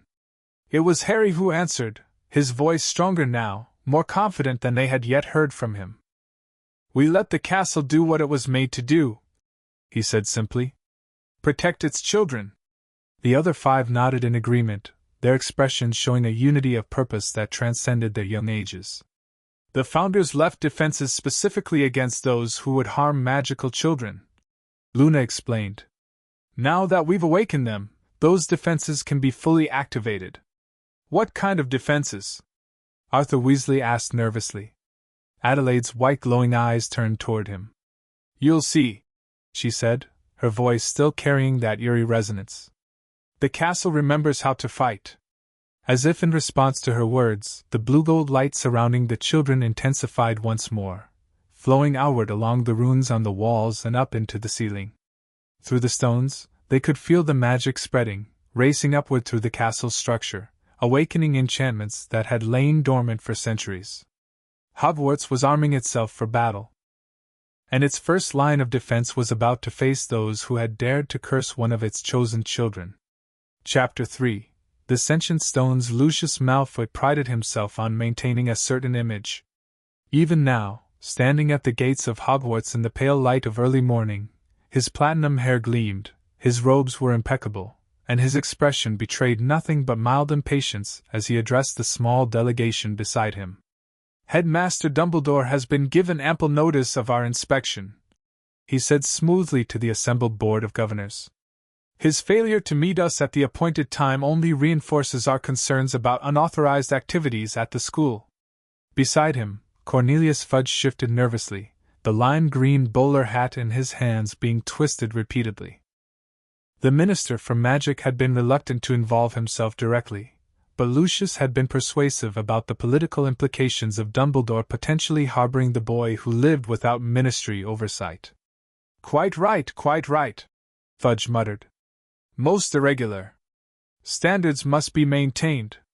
Behind them, a dozen ministry officials from various departments, magical law enforcement, child welfare, education, maintained a professional demeanor, though several appeared uncomfortable with the early hour and unusual circumstances. What none of them could see were the disillusioned figures positioned strategically among the trees lining the path to the castle. Augustus Rookwood had planned this operation meticulously, ensuring his people were in place before the official delegation arrived. Barty Crouch Jr., disguised through a combination of polyjuice and glamours as a minor ministry functionary, stood not 10 feet from his oblivious father. "Shall we proceed, then?" Lucius suggested, raising his wand to the gates. As a school governor, he had the authority to open them during official inspections. The castle's wards recognize our legitimate right to enter. He touched his wand to the ancient iron, expecting the gates to swing open as they had during previous governor visits. Instead, nothing happened. Lucius frowned, attempting the spell again with more deliberate pronunciation. Still the gates remained firmly closed. "Is there a problem, Lucius?" Fudge asked testily. "A minor inconvenience," Malfoy replied, his smooth voice betraying a hint of strain. "The wards appear to have been adjusted since my last visit." From his concealed position, Rookwood observed with growing concern. The operation's timeline was precise. If they couldn't access the grounds soon, the second team, already positioned at strategic points around the castle perimeter, would move without the cover of official ministry presence. "Perhaps I can be of assistance." The voice came from behind them, causing several in the delegation to start. Theodore Knott Sr. stood on the path, his gaunt frame straight despite his advanced years, his expression one of polite interest. "Theodore," Lucius acknowledged with a slight nod. "I wasn't aware you had an interest in Hogwarts governance." "My grandson will be attending in a few years," Knott replied smoothly. "And when I heard about possible irregular activities involving children, I felt compelled to offer my expertise. My family's connection to protective magic is well documented, after all." The irony of this statement was not lost on Rookwood. Knott had been instrumental in designing several of the more arcane curses placed on Potter over the years. His presence here was a calculated risk, but necessary given his intimate knowledge of the magic they sought to control. "Most kind," Fudge said, clearly relieved to see a prominent pureblood taking interest in the matter. "Perhaps you can help with these stubborn gates?" Knott inclined his head and moved forward, drawing his wand with practiced ease. He examined the gates without touching them, his eyes narrowing as he detected the magical signatures at work. "Interesting," he murmured. "The wards have indeed been modified. They appear to be evaluating us." "Evaluating?" one of the governors repeated nervously. "What do you mean?" Before Knott could respond, a subtle change occurred in the atmosphere around them. The morning air, which had been still and cool, began to stir with a breeze that carried an unusual scent, stone dust and ancient parchment, with an underlying metallic tang that reminded Rookwood unpleasantly of powerful magical workings. "Something's happening," Fudge said unnecessarily, taking a step back. The gates before them began to glow with a soft blue light that traced the intricate ironwork in delicate patterns. Similar light appeared in the stone pillars on either side, illuminating runes that had been invisible moments before, runes that, Rookwood noted with professional alarm, predated modern wizarding security measures by centuries. "Founding magic," Knott whispered, an uncharacteristic awe in his voice. "The original Hogwarts protections." The blue glow intensified, spreading outward from the gates along the boundary wall in both directions. Simultaneously, a low humming sound became audible, not threatening, but with a resonance that made the fine hairs on Rookwood's neck stand up. Lucius raised his wand defensively, but before he could cast any spell, a voice spoke, not from any specific direction, but seeming to emanate from the stones themselves. "Those who come with ill intent toward the children of Hogwarts shall not pass." The voice was neither male nor female, young nor old. It carried the weight of centuries, resonating with a power that even Rookwood, with his extensive experience in the Department of Mysteries, found disturbing. "What trickery is this?" Fudge sputtered. "Dumbledore can't seriously think he can deny access to the Minister and the Board." "This isn't Dumbledore's magic," Knott said quietly, his eyes fixed on the glowing runes. "This is older. Much older." The voice spoke again, addressing them individually this time. "Cornelius Fudge, you come with suspicion but not malice. You may enter, but alone." Theodore, not you come with knowledge of dark magic used against a child in these halls. You are denied. Augustus Rookwood, hidden among you, architect of pain inflicted on the innocent. You are denied and marked. At these words, Rookwood felt a burning sensation across his chest, a magical brand searing through his concealment charms, revealing his position to the startled delegation. The disillusionment charm shattered, leaving him exposed as a blue glow briefly outlined his form before settling into a visible mark on his forehead, a rune that not recognized with visible shock. The Founder's brand, the older wizard gasped. I thought it merely legend. Similar exposures happened simultaneously around the perimeter, as other concealed Death Eaters found themselves revealed, each marked with the same glowing rune. Barty Crouch Jr.'s disguise dissolved, leaving him face to face with his horrified father. Barty? Crouch Sr. whispered, staggering backward. Impossible! You're dead! Surprise, father! Barty snarled, his tongue darting out in that distinctive nervous tick as he raised his wand. But before he could cast, the ground beneath him shifted. The very earth at the boundaries of Hogwarts stirred, grass and soil reforming with startling speed into shapes that rose up to encircle the exposed Death Eaters.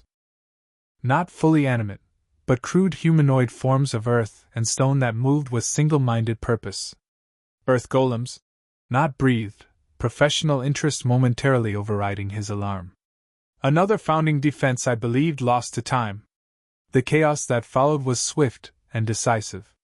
The ministry officials scattered in confusion, some drawing wands defensively while others simply fled.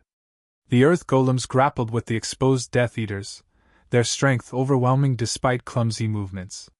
Fudge cowered behind Lucius, whose aristocratic composure had finally shattered as he cast shield charms against the advancing stone figures. Rookwood, always the strategist, assessed the rapidly deteriorating situation and made his decision.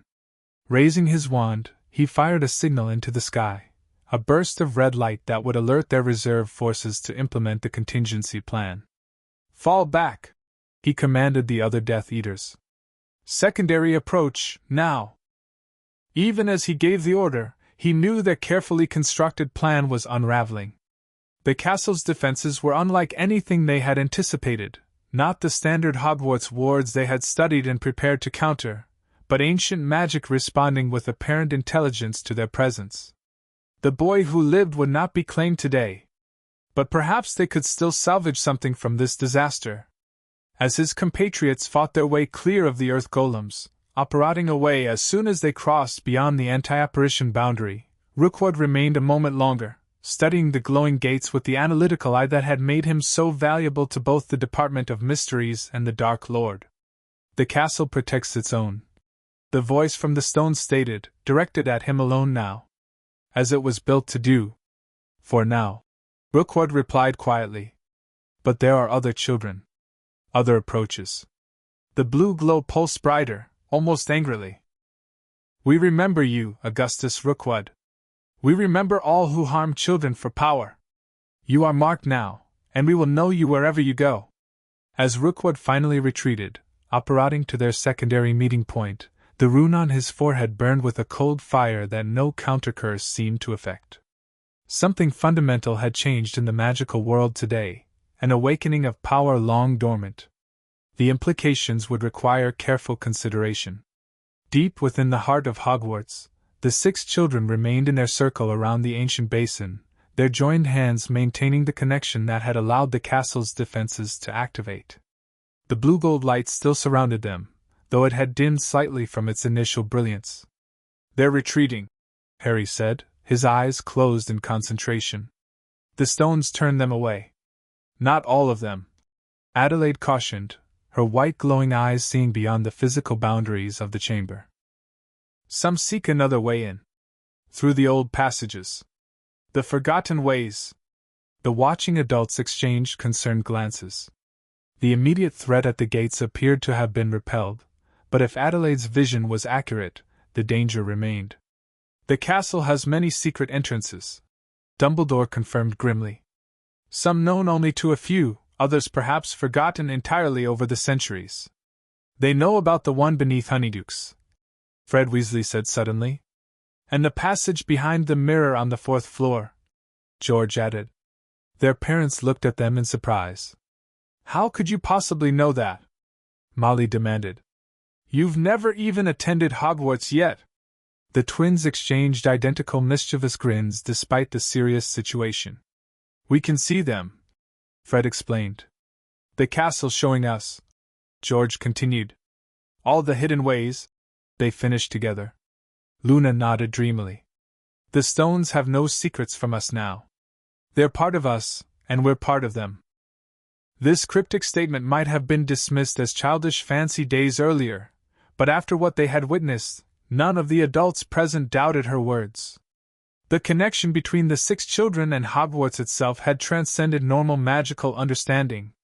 The castle is sealing the passages, Neville reported, his voice stronger and more confident than his grandmother had ever heard it. Growing stone over the entrances. But some are too old, too deep in the magic to close completely. The chamber, Harry said suddenly, his eyes snapping open. They know about the Chamber of Secrets. Dumbledore's expression sharpened. That's not possible. The chamber is legendary, its existence unconfirmed, its location unknown if it exists at all. It exists, Harry insisted. The castle shows us. And they know about it because… He hesitated, his young face troubled. Because he knows. The one who's still here. His hand moved unconsciously to the lightning scar on his forehead. A heavy silence followed this statement. The implications, that some remnant of Voldemort's knowledge remained accessible to Harry despite the purging of the curses, were deeply troubling. How would they access the chamber? McGonagall asked practically, setting aside the larger concern for the moment. It supposedly requires Parseltongue, if the legends are correct. They have a key, Adelaide said, her white eyes tracking movements only she could see. A magical artifact. Ancient. Twisted with dark purpose. Snape's expression darkened. If they've created a workaround for the Parseltongue requirement, they could potentially bypass the castle's primary defenses by entering through the chamber. Then we must intercept them, Dumbledore decided. Minerva Severus Filius will need to locate the chamber's entrance immediately. No need, Luna said calmly. We already know where it is. All the castle's secrets are open to us now. 2nd floor girls' bathroom, Teddy added, his hair shifting to a serious black as he concentrated. The sink with the snake carving. It opens to a long tunnel. The adults stared at the children in amazement. Centuries of speculation about the chamber's location, resolved in a moment through their connection with the castle itself. We should go there, Harry said, starting to release Luna's hand. No, several adults said simultaneously. You children will remain here, where it's safe. Molly Weasley insisted, her maternal instincts flaring. The adults will handle this threat. The 6 children exchanged glances, communicating silently in a way that made it clear their connection went beyond simple hand-holding.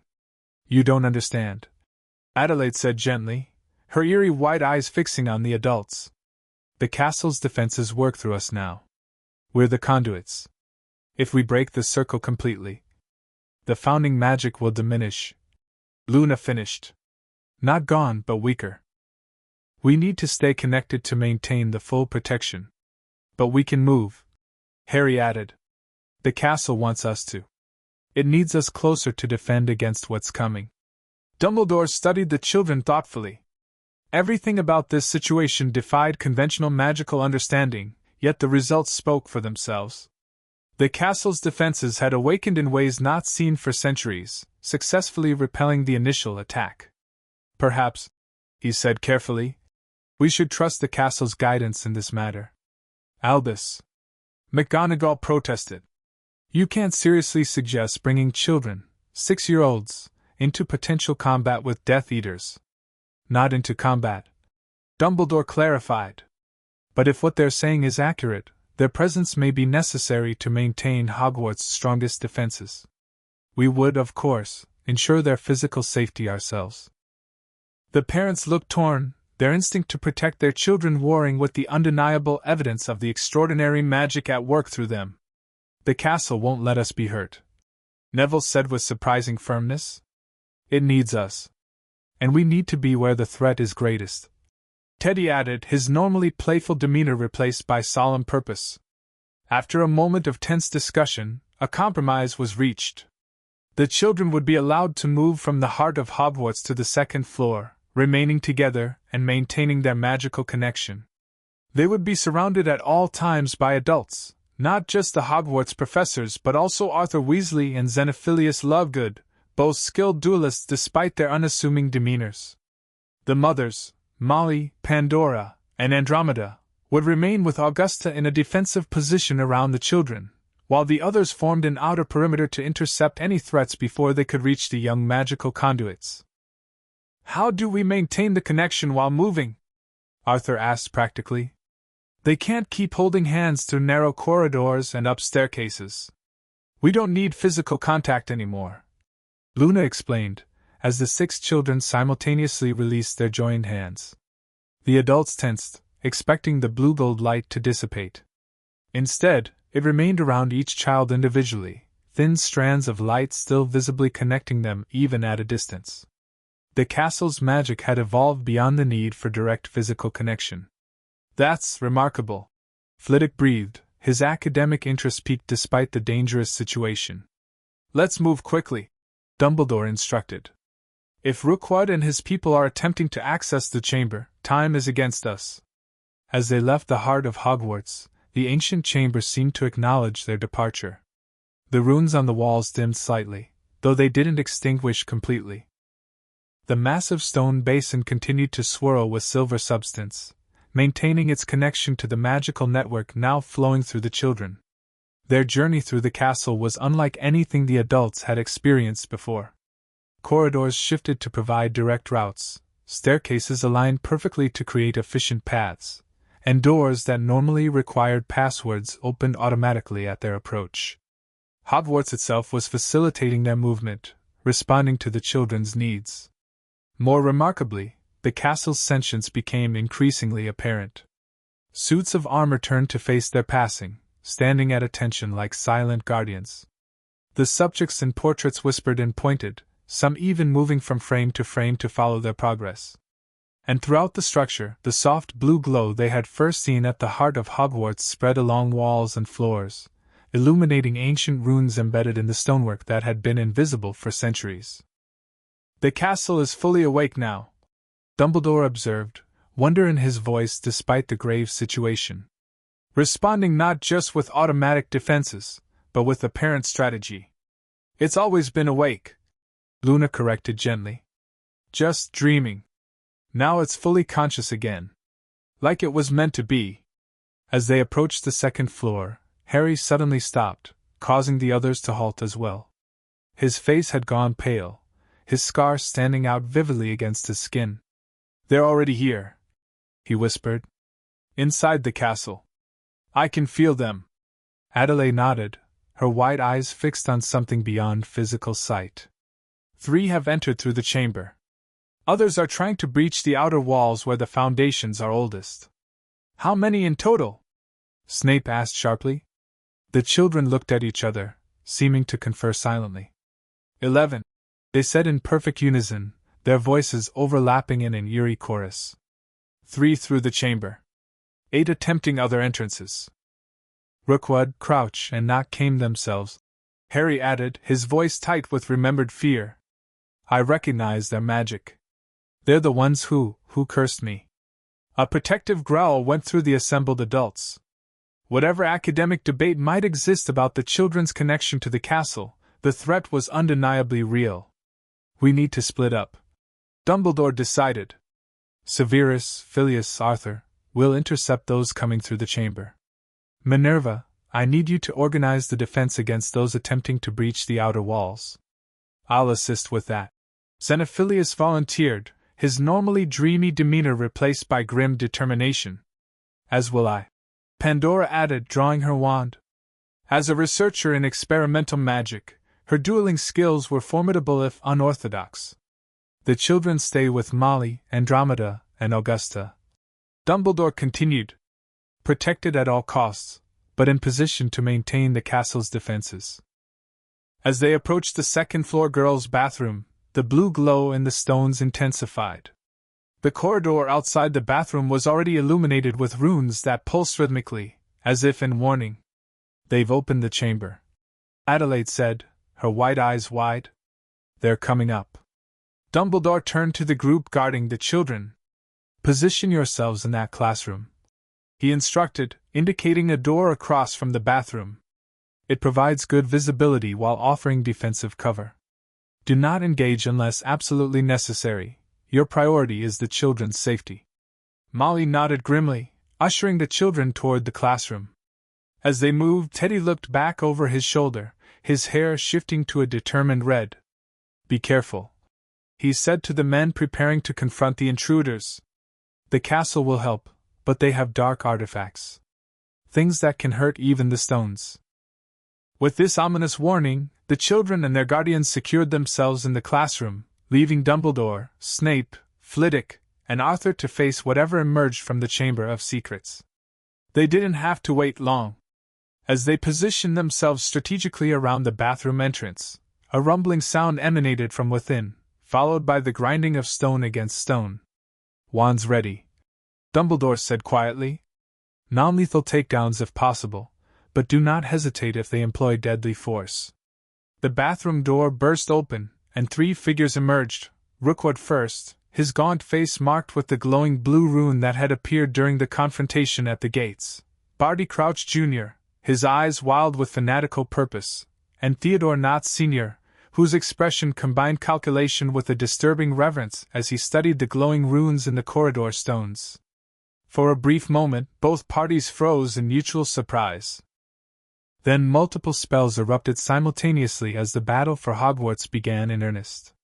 In the classroom across the hall, the 6 children stood in a loose circle, still connected by the strands of blue-gold light that linked them magically if not physically.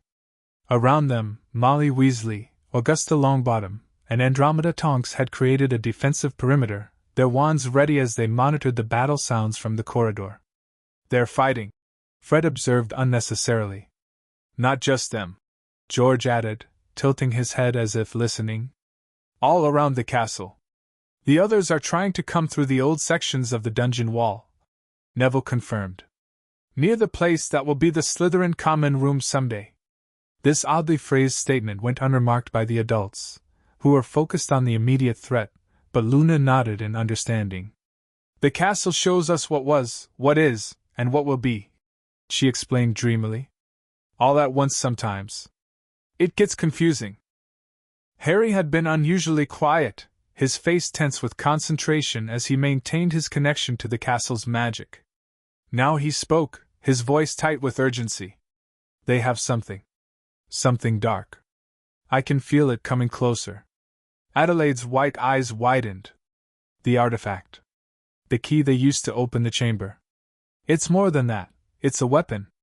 The adults exchanged concerned glances. "What kind of weapon?" Andromeda asked sharply.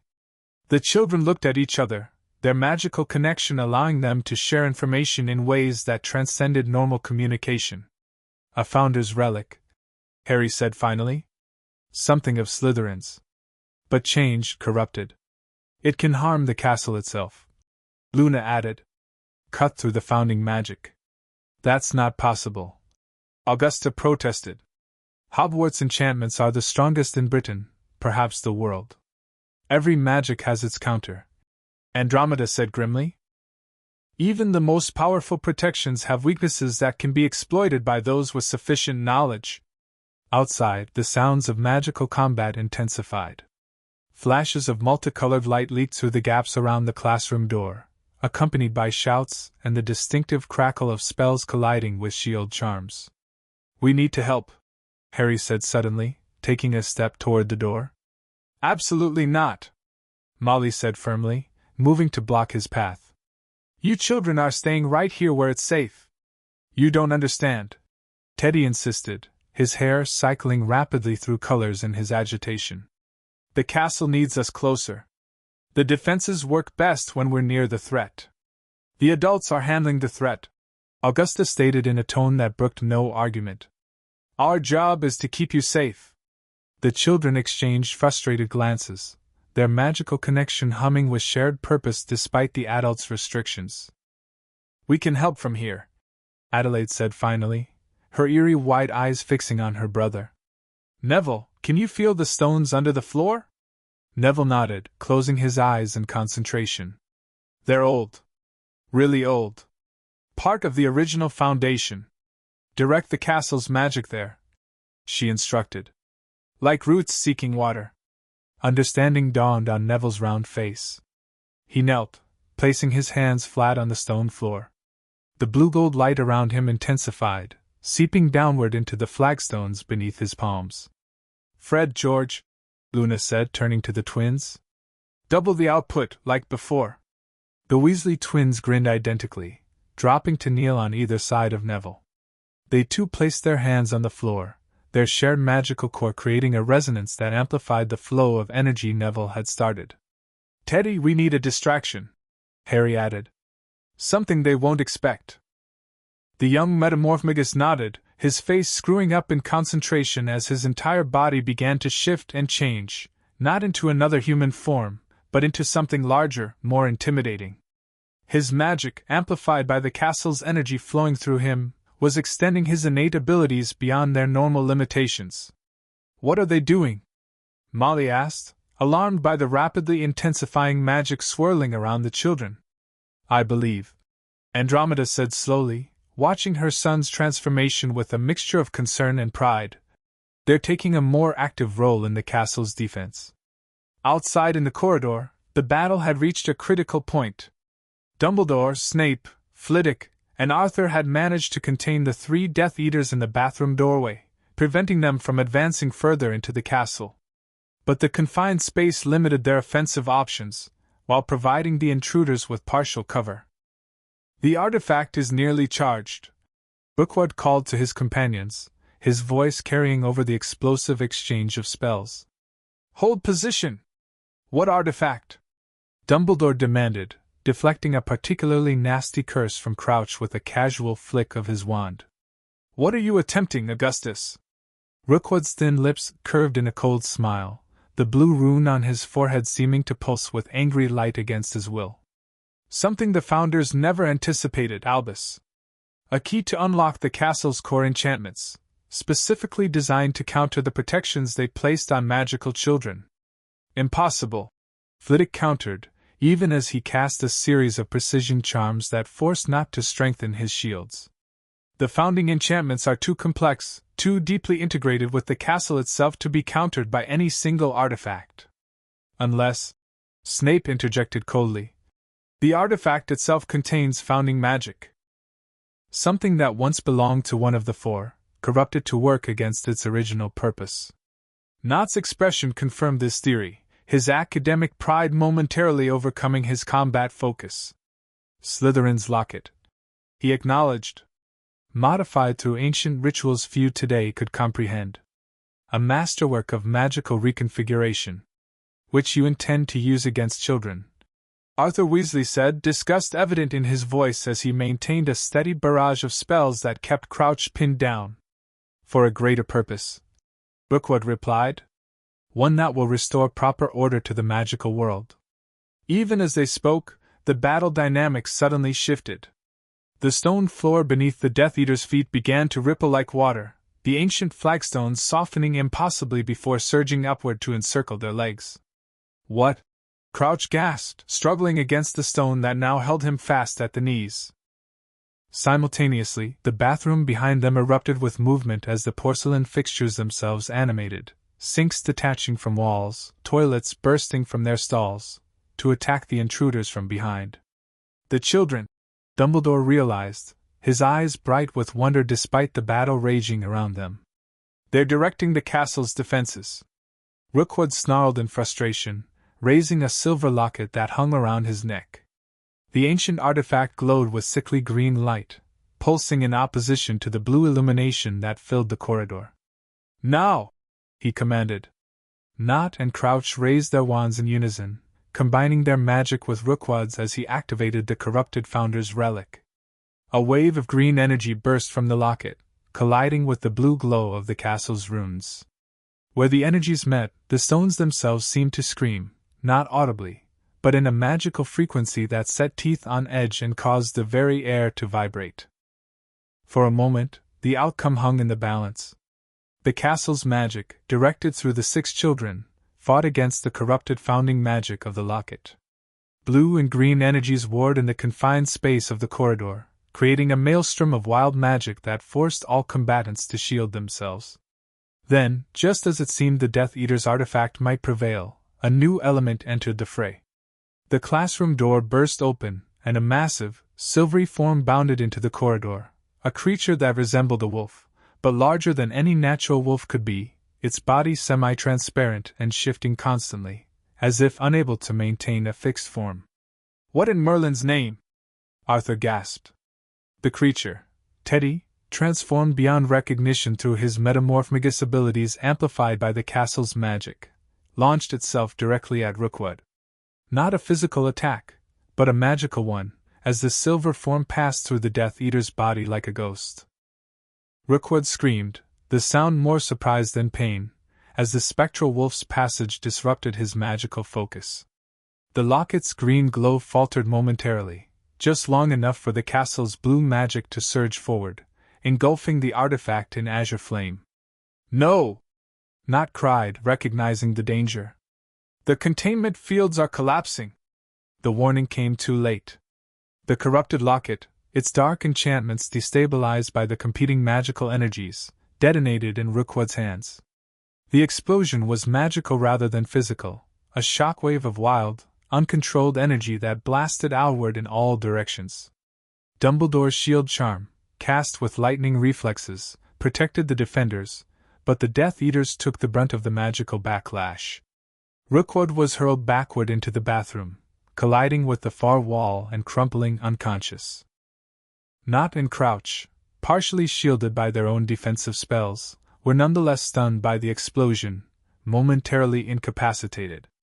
In the aftermath, as the magical energies dissipated, the silvery wolf form trotted back to the classroom, shifting and shrinking as it moved until a very human Teddy stumbled through the doorway, his hair cycling through exhausted gray before settling on its natural brown. "Did it work?" he asked wearily, as Andromeda rushed to catch him before he collapsed. "Brilliantly," Dumbledore assured him, moving quickly to secure the 3 Death Eaters before they could recover. "Though perhaps a bit more dramatic than necessary. The children are all right?" Snape demanded, peering into the classroom where the other 5 remained in their magical connection, though all looked drained by the effort of directing the castle's defenses. "Tired but unharmed," Molly confirmed, her arms around her twins, who for once weren't protesting the maternal attention. With the immediate threat neutralized, they became aware of sounds from elsewhere in the castle, distant magical combat, shouts, and an odd rumbling that seemed to come from the very foundations. "The others," Harry said weakly from inside the classroom. "Still trying to break through. Minerva will have that situation well in hand," Dumbledore assured him, though he exchanged concerned glances with the other adults. "Phileas, Arthur, secure these 3 and then join the defense at the perimeter. Severus and I will remain with the children."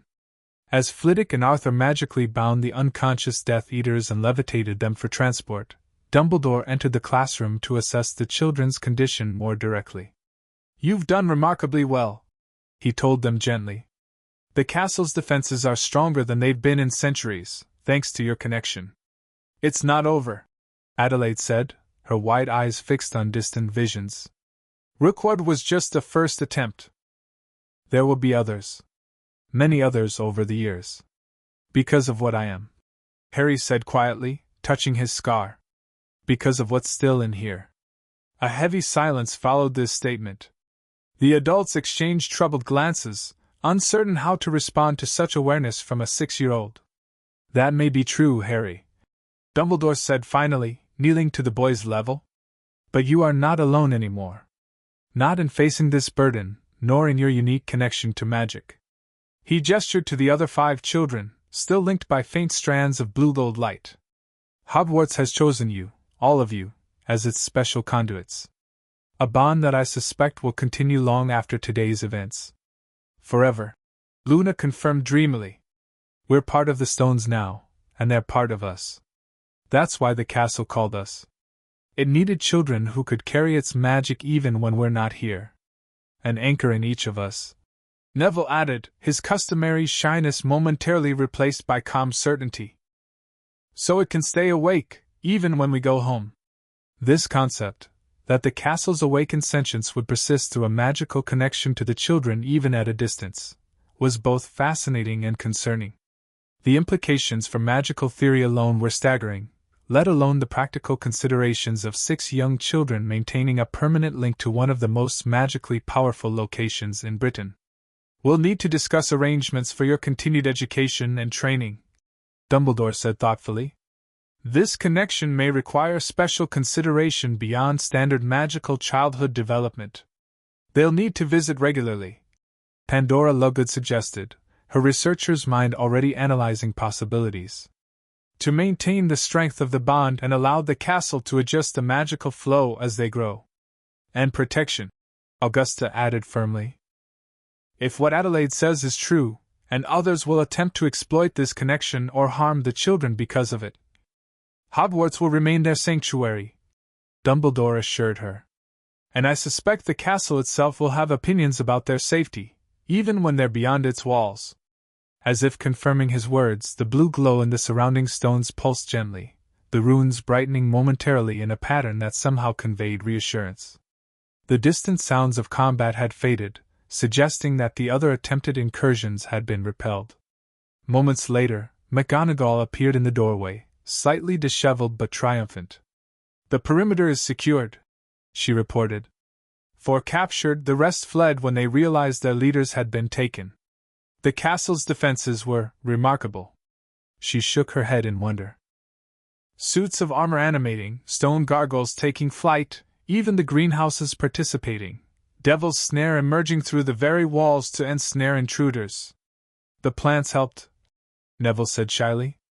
I asked them to. McGonagall's expression softened as she looked at the exhausted children.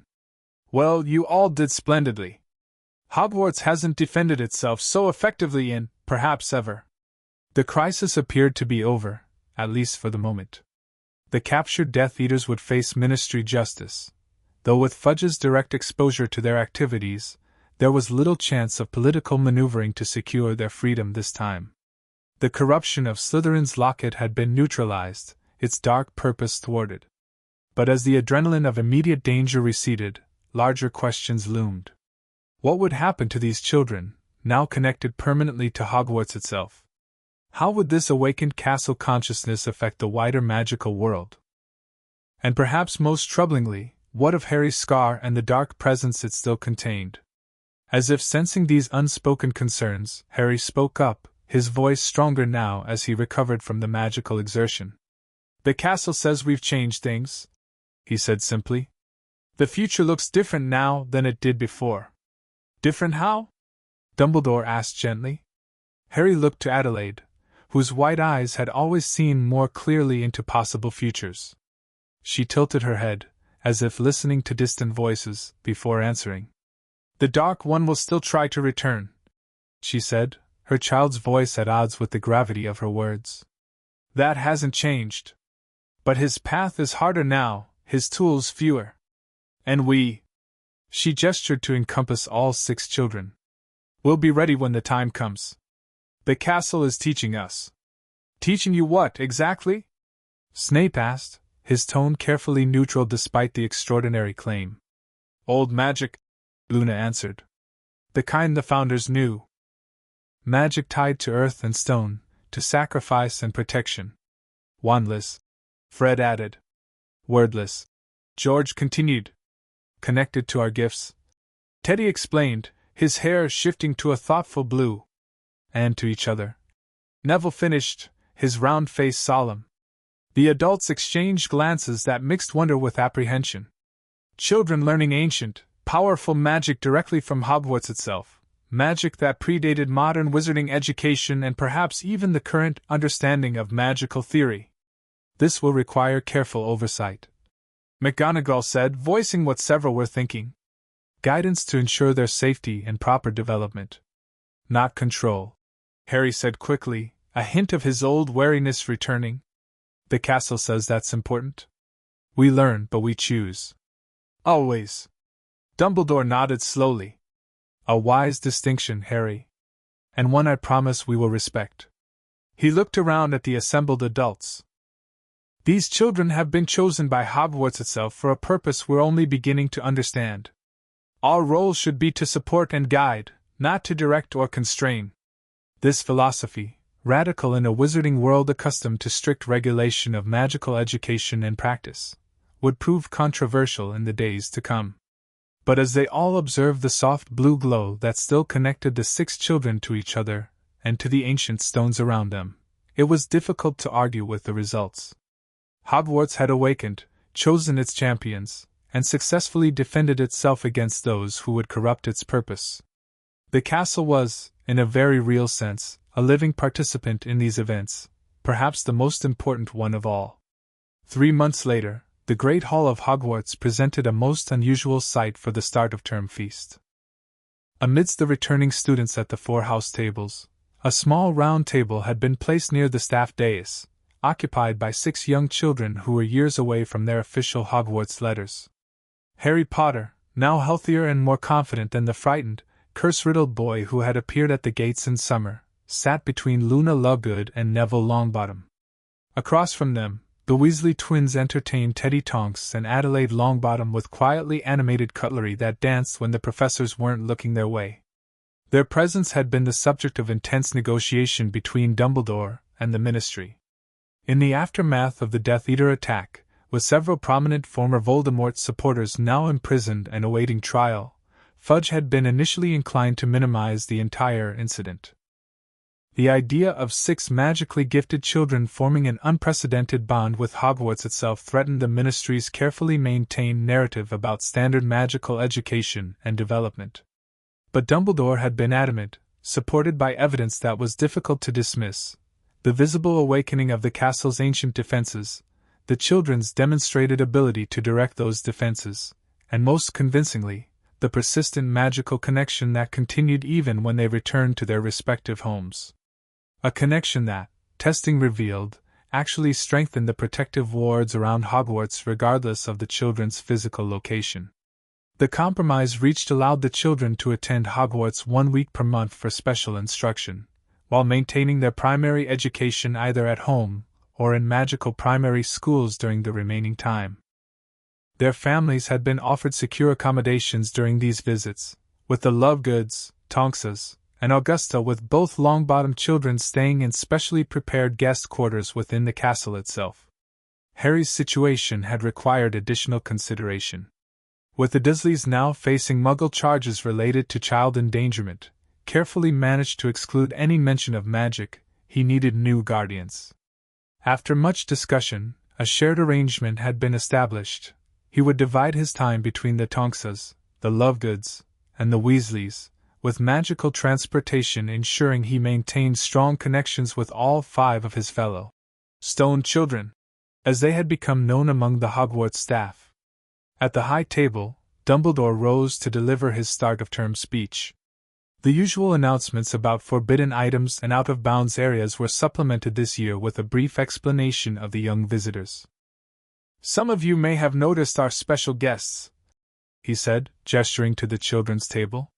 "They are here under a unique educational arrangement that honors an ancient tradition of Hogwarts, the early nurturing of exceptional magical gifts. I ask that you welcome them as honorary members of our community during their stays with us." The explanation was deliberately vague. The full truth, that these children were magically linked to the castle itself, serving as conduits for founding magic that had awakened after centuries of dormancy, was known only to select staff members and the children's families. Even the Ministry's official records contained only the barest outline of the actual events, with details classified at the highest levels. As the feast progressed, the older students regarded the children with curious glances. Occasional whispers about Harry Potter rippled through the tables, but the Hogwarts rumor mill had yet to settle on an accurate explanation for why the boy who lived was attending years before his time, accompanied by 5 other children of similar age. "They're all staring," Neville murmured uncomfortably, hunching slightly in his seat. They're curious, Luna corrected, serving herself pudding with dreamy unconcern. The castle says curiosity is good. It leads to understanding, eventually. Not always, Harry said quietly, his own experiences making him more cautious about human nature. But it doesn't matter. We know why we're here. Adelaide nodded, her eyes, no longer continuously white, but still occasionally shifting to that eerie glow when she accessed her deeper visions, scanning the great hall thoughtfully. The Stones are happy tonight, she observed. They like having all the children back. The magic feels complete. The others nodded in understanding. They had all felt it the moment the students returned, a strengthening of the ambient magic that flowed through the castle, as if Hogwarts had been holding its breath all summer and could finally exhale fully. Fred and I have been thinking, George said, leaning forward conspiratorially. Dangerous pastime, that, Teddy quipped, his hair briefly shifting to match the twins' ginger shade before returning to its preferred turquoise. We should make a map, Fred continued, ignoring the interruption. Of the castle, George clarified. We know that, Neville said with unusual assertiveness. After months connected to Hogwarts magic, his confidence had grown considerably. But why? We can feel where everything is anyway. Not for us, Fred explained patiently. For later, George added. For when we're proper students. And for those who come after, Fred finished. The idea resonated with the others. Despite their unique connection to the castle, they were beginning to understand that their role extended beyond their own immediate experiences. They were, in a very real sense, caretakers of something ancient and powerful, something that had chosen them specifically to ensure its continued purpose. The castle likes that idea, Luna said after a moment of that strange, internal listening they all now shared. It says maps have power. Names have power. Knowing the true nature of a place helps protect it. Then we'll do it, Harry decided, with the quiet authority he had gradually assumed within their small group. Not just a regular map. A special one. One that shows the castle as it really is. The others nodded in agreement, already mentally outlining how such a magical artifact might work, drawing on the ancient knowledge the castle had begun sharing with them during their connection. From the high table, Dumbledore observed this intense conference with thoughtful interest.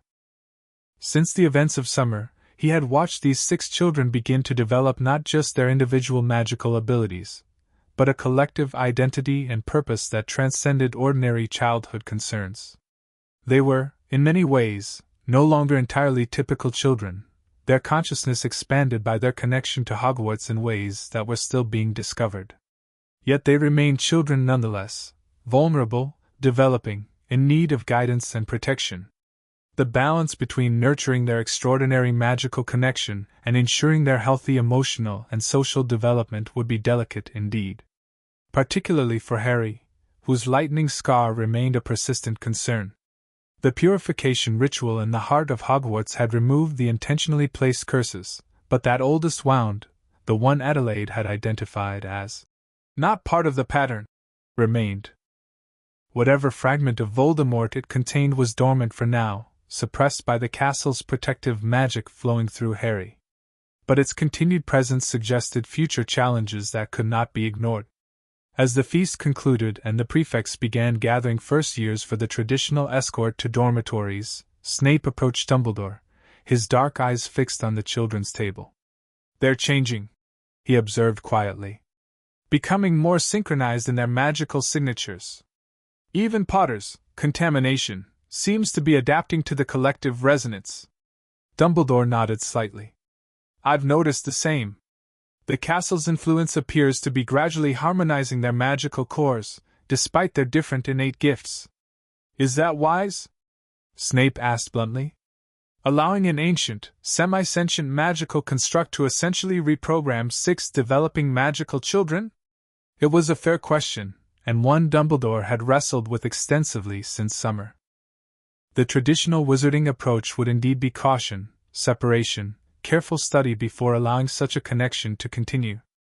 I believe, he said finally, that we must trust the castle's intention in this matter. Hogwarts was built to protect magical children. Everything we've seen suggests this awakening, this connection, serves that original purpose. Even for Potter? Snape pressed, his concern for Lily's son manifesting as usual in sharp skepticism.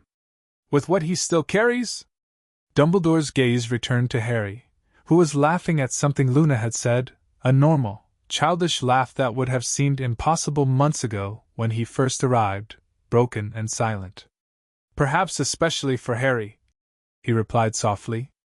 The castle recognized what was done to him, not just the intentional curses, but the fragment he carries from Voldemort's attack.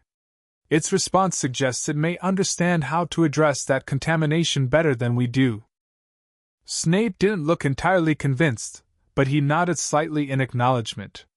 The initial research on Slytherin's locket suggests they were attempting to create a magical resonance that would awaken the dormant fragment in Potter's scar, using it as a seed for the Dark Lord's full return. If the castle is creating a counter-resonance through these 6 children, then it may be the best protection Harry could possibly have. Dumbledore finished. Not isolation, not specialized containment, but integration into a powerful magical collective specifically designed to counter dark influences. Their conversation was interrupted as the 6 children rose from their table, preparing to retire to their special quarters in the castle's east wing. As they moved, the observant might have noticed how the stones beneath their feet seemed to brighten slightly, how the enchanted ceiling above momentarily intensified its starry display as they passed beneath it, how the very air around them hummed with subtle magic. Hogwarts was acknowledging its chosen conduits, its stone children, the living anchors for ancient magic reawakened. In the darkest hours of night, when even the ghosts drifted quietly through Hogwarts halls, Harry Potter stood alone at a window in the east wing, gazing out at the moonlit grounds. Sleep had been elusive, his mind too full of the day's experiences, the arrival of hundreds of students, the curious stares, the whispers about the boy who lived. A title that meant nothing to him, yet seemed to define him in the eyes of the wizarding world. You should be sleeping, a dreamy voice observed from behind him. Harry didn't turn, having sensed Luna's approach through their shared connection to the castle. So should you. She came to stand beside him at the window, her silvery eyes reflecting the moonlight as she followed his gaze across the grounds to the distant boundary where he had first appeared, triggering the ward's screaming response. The castle's dreaming, she said after a comfortable silence. It does that sometimes, when we're all here together. Remembers things from long ago. Harry nodded. He had felt it too, faint impressions filtering through their connection, images of Hogwarts as it once was, of 4 founders working powerful magic into the very foundations, of children from centuries past finding sanctuary within these walls. Luna, he said hesitantly, do you ever wonder if we're still normal? After everything that's happened? She considered this with typical Lovegood thoroughness. I don't think I was ever normal, she said finally. Not the way most people mean it. But if you're asking whether we're still ourselves, just with something extra added. She smiled slightly. Yes. The castle doesn't change who we are. It just helps us be more of ourselves. It was a profound observation from a 6-year-old, but then, none of them were entirely typical 6-year-olds anymore. Their connection to Hogwarts had accelerated certain aspects of their development, while leaving others appropriately childlike, a strange balance that the adults in their lives were still learning to navigate. I'm afraid sometimes, Harry admitted quietly, of what's still inside me. The thing in my scar. Adelaide says it's sleeping, but what if it wakes up? What if it hurts you all through our connection? Luna took his hand, the casual gesture strengthening the magical link between them. That's why there are 6 of us, not just one. The castle is clever that way. One connection might be corrupted, but 6 together create a pattern that protects us all. She pointed to the stars visible through the window. Like a constellation. Each star has its own light, but together they make a picture that's easier to see.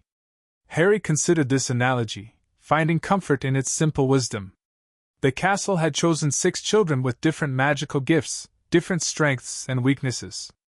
Together, they created a balanced whole that was more resilient than any individual would be alone. "The others are coming," Luna observed, tilting her head slightly as she sensed movement through the castle. Moments later, the remaining 4 appeared in the doorway, Adelaide leading with her night vision eyes, followed by Neville, then the twins moving in perfect synchronicity, and finally Teddy, his hair a subdued midnight blue in the darkness. No words were needed to explain the midnight gathering. They had all felt the same restlessness, the same pull toward collective reassurance after their first day among the full Hogwarts student body. Without discussion, they arranged themselves in a loose circle near the window, close but not touching, their connection flowing through the subtle blue-gold light that still linked them even when physically separated. "The castle wants to show us something," Adelaide said softly, her eyes beginning to glow with that now familiar white light. "A memory from the founding time." The others nodded, closing their eyes to better focus on the magical impressions flowing through their connection to Hogwarts. Even with eyes closed, they could see through the castle's memory, a vision of this same East Wing nearly 1,000 years earlier. 4 figures stood in serious conference, 2 women, 2 men. The founders themselves, though younger than typically depicted in paintings, their faces intense with purpose as they worked magic into the very stones around them. "The sanctuary must be self-perpetuating," the tall, severe man they somehow knew was Salazar Slytherin was saying. "Our lifespans are insufficient to guarantee protection for future generations. The stones themselves will carry our intent," Helga Hufflepuff replied, her hands pressed against the wall, feeding magic into the structure. "But they'll need living conduits to direct that intent when specific threats arise. Children with particular gifts," Rowena Ravenclaw agreed, consulting a complex arithmetic chart hovering in the air before her. "Their untrained magic more adaptable, more responsive to the castle's needs." "And how will the castle identify these children?" Godric Gryffindor asked practically. "How will it call to them when needed?" "Through dreams, through magical resonance, through the book of admittance we've created," Ravenclaw explained. "The castle will recognize those with compatible magical signatures and reach out when necessary." "And if dark wizards target these children specifically?" Slytherin pressed, his concern evident despite his stern demeanor. "If they attempt to corrupt or control these conduits?" Hufflepuff straightened, her expression fierce despite her generally gentle reputation. "Then the castle will awaken fully. The sanctuary will become a fortress. The very stones will defend their own." The memory shifted, showing brief flashes of the founders working protective enchantments into every aspect of the castle, wards in the boundary stones, defensive capabilities in the suits of armor and gargoyles, sentience in the moving staircases and hidden passages. Magic layered upon magic, creating not just a school but a living entity designed to nurture and protect magical children across the centuries. With a collective gasp, the 6 children opened their eyes, the shared vision fading as they returned to the present moment. "We're not the first," Neville whispered in wonder. "There were others, in different times. When they were needed," Fred said thoughtfully. "When the castle was threatened," George added. "Or its children were targeted," Teddy finished. Adelaide nodded, her eyes gradually returning to their normal dark color. "The pattern repeats. Dark wizards seek to use children with special gifts.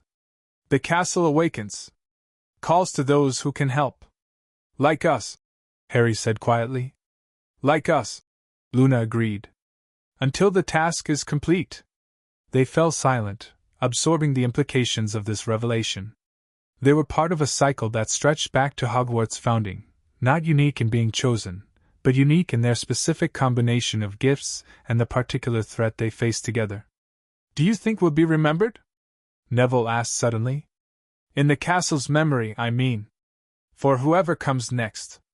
"I hope so," Teddy said, his hair shifting to a thoughtful silver. "It would help them, knowing they weren't the first either." Harry considered this, then slowly placed his hand flat against the stone wall beside him. The others watched as he closed his eyes in concentration, attempting something they hadn't tried before, not receiving from the castle, but deliberately sending. The wall beneath his palm began to glow softly with blue-gold light. Understanding his intention, the others joined him, each placing a hand on the surrounding stones, adding their magical intent to his. They had no words for what they were attempting, but the castle understood. The blue-gold light spread from their hands into the wall, sinking deep into the stone as the ancient magic recognized and accepted their offering, a memory, an impression of their circle, their experiences, their understanding. A message to future children who might someday be called as they had been. You are not alone. The stones remember. We were here before you. Others will come after. The castle protects its own. As the light faded, the 6 children stood in comfortable silence, bound by magic beyond their full comprehension yet increasingly confident in their unique role. Whatever challenges lay ahead, Voldemort's eventual return attempts, the continued development of their unusual magical bond, the years of growing up with one foot in the normal wizarding world and one in this extraordinary connection to Hogwarts itself, they would face them together. The castle had chosen well. 6 children with 6 different gifts, forming a constellation of protection that would shine against the gathering darkness. And somewhere deep in the foundations of Hogwarts, in the heart chamber they had first discovered that summer day, the massive stone basin swirled with silver memory stuff, preserving this moment alongside thousands of others. A living record of the castle's long history of awakening when needed, calling to those who could hear the singing of the stones. Harry Potter's lightning scar, though still bearing its dark passenger, no longer burned with constant pain. The fragment within it remained dormant, subdued by the castle's ancient magic flowing through Harry and his 5 companions. A temporary solution, perhaps, but one that would hold until they were ready for whatever came next. For now, it was enough that the screaming had stopped. The stones now sang with purpose, with protection, with the promise that whatever darkness had been worked upon a small boy with messy black hair and emerald eyes, it would not define him. Not while Hogwarts stood. Not while the sentient stones remembered their purpose. Not while 6 children, bound by magic older than memory, stood together against the night.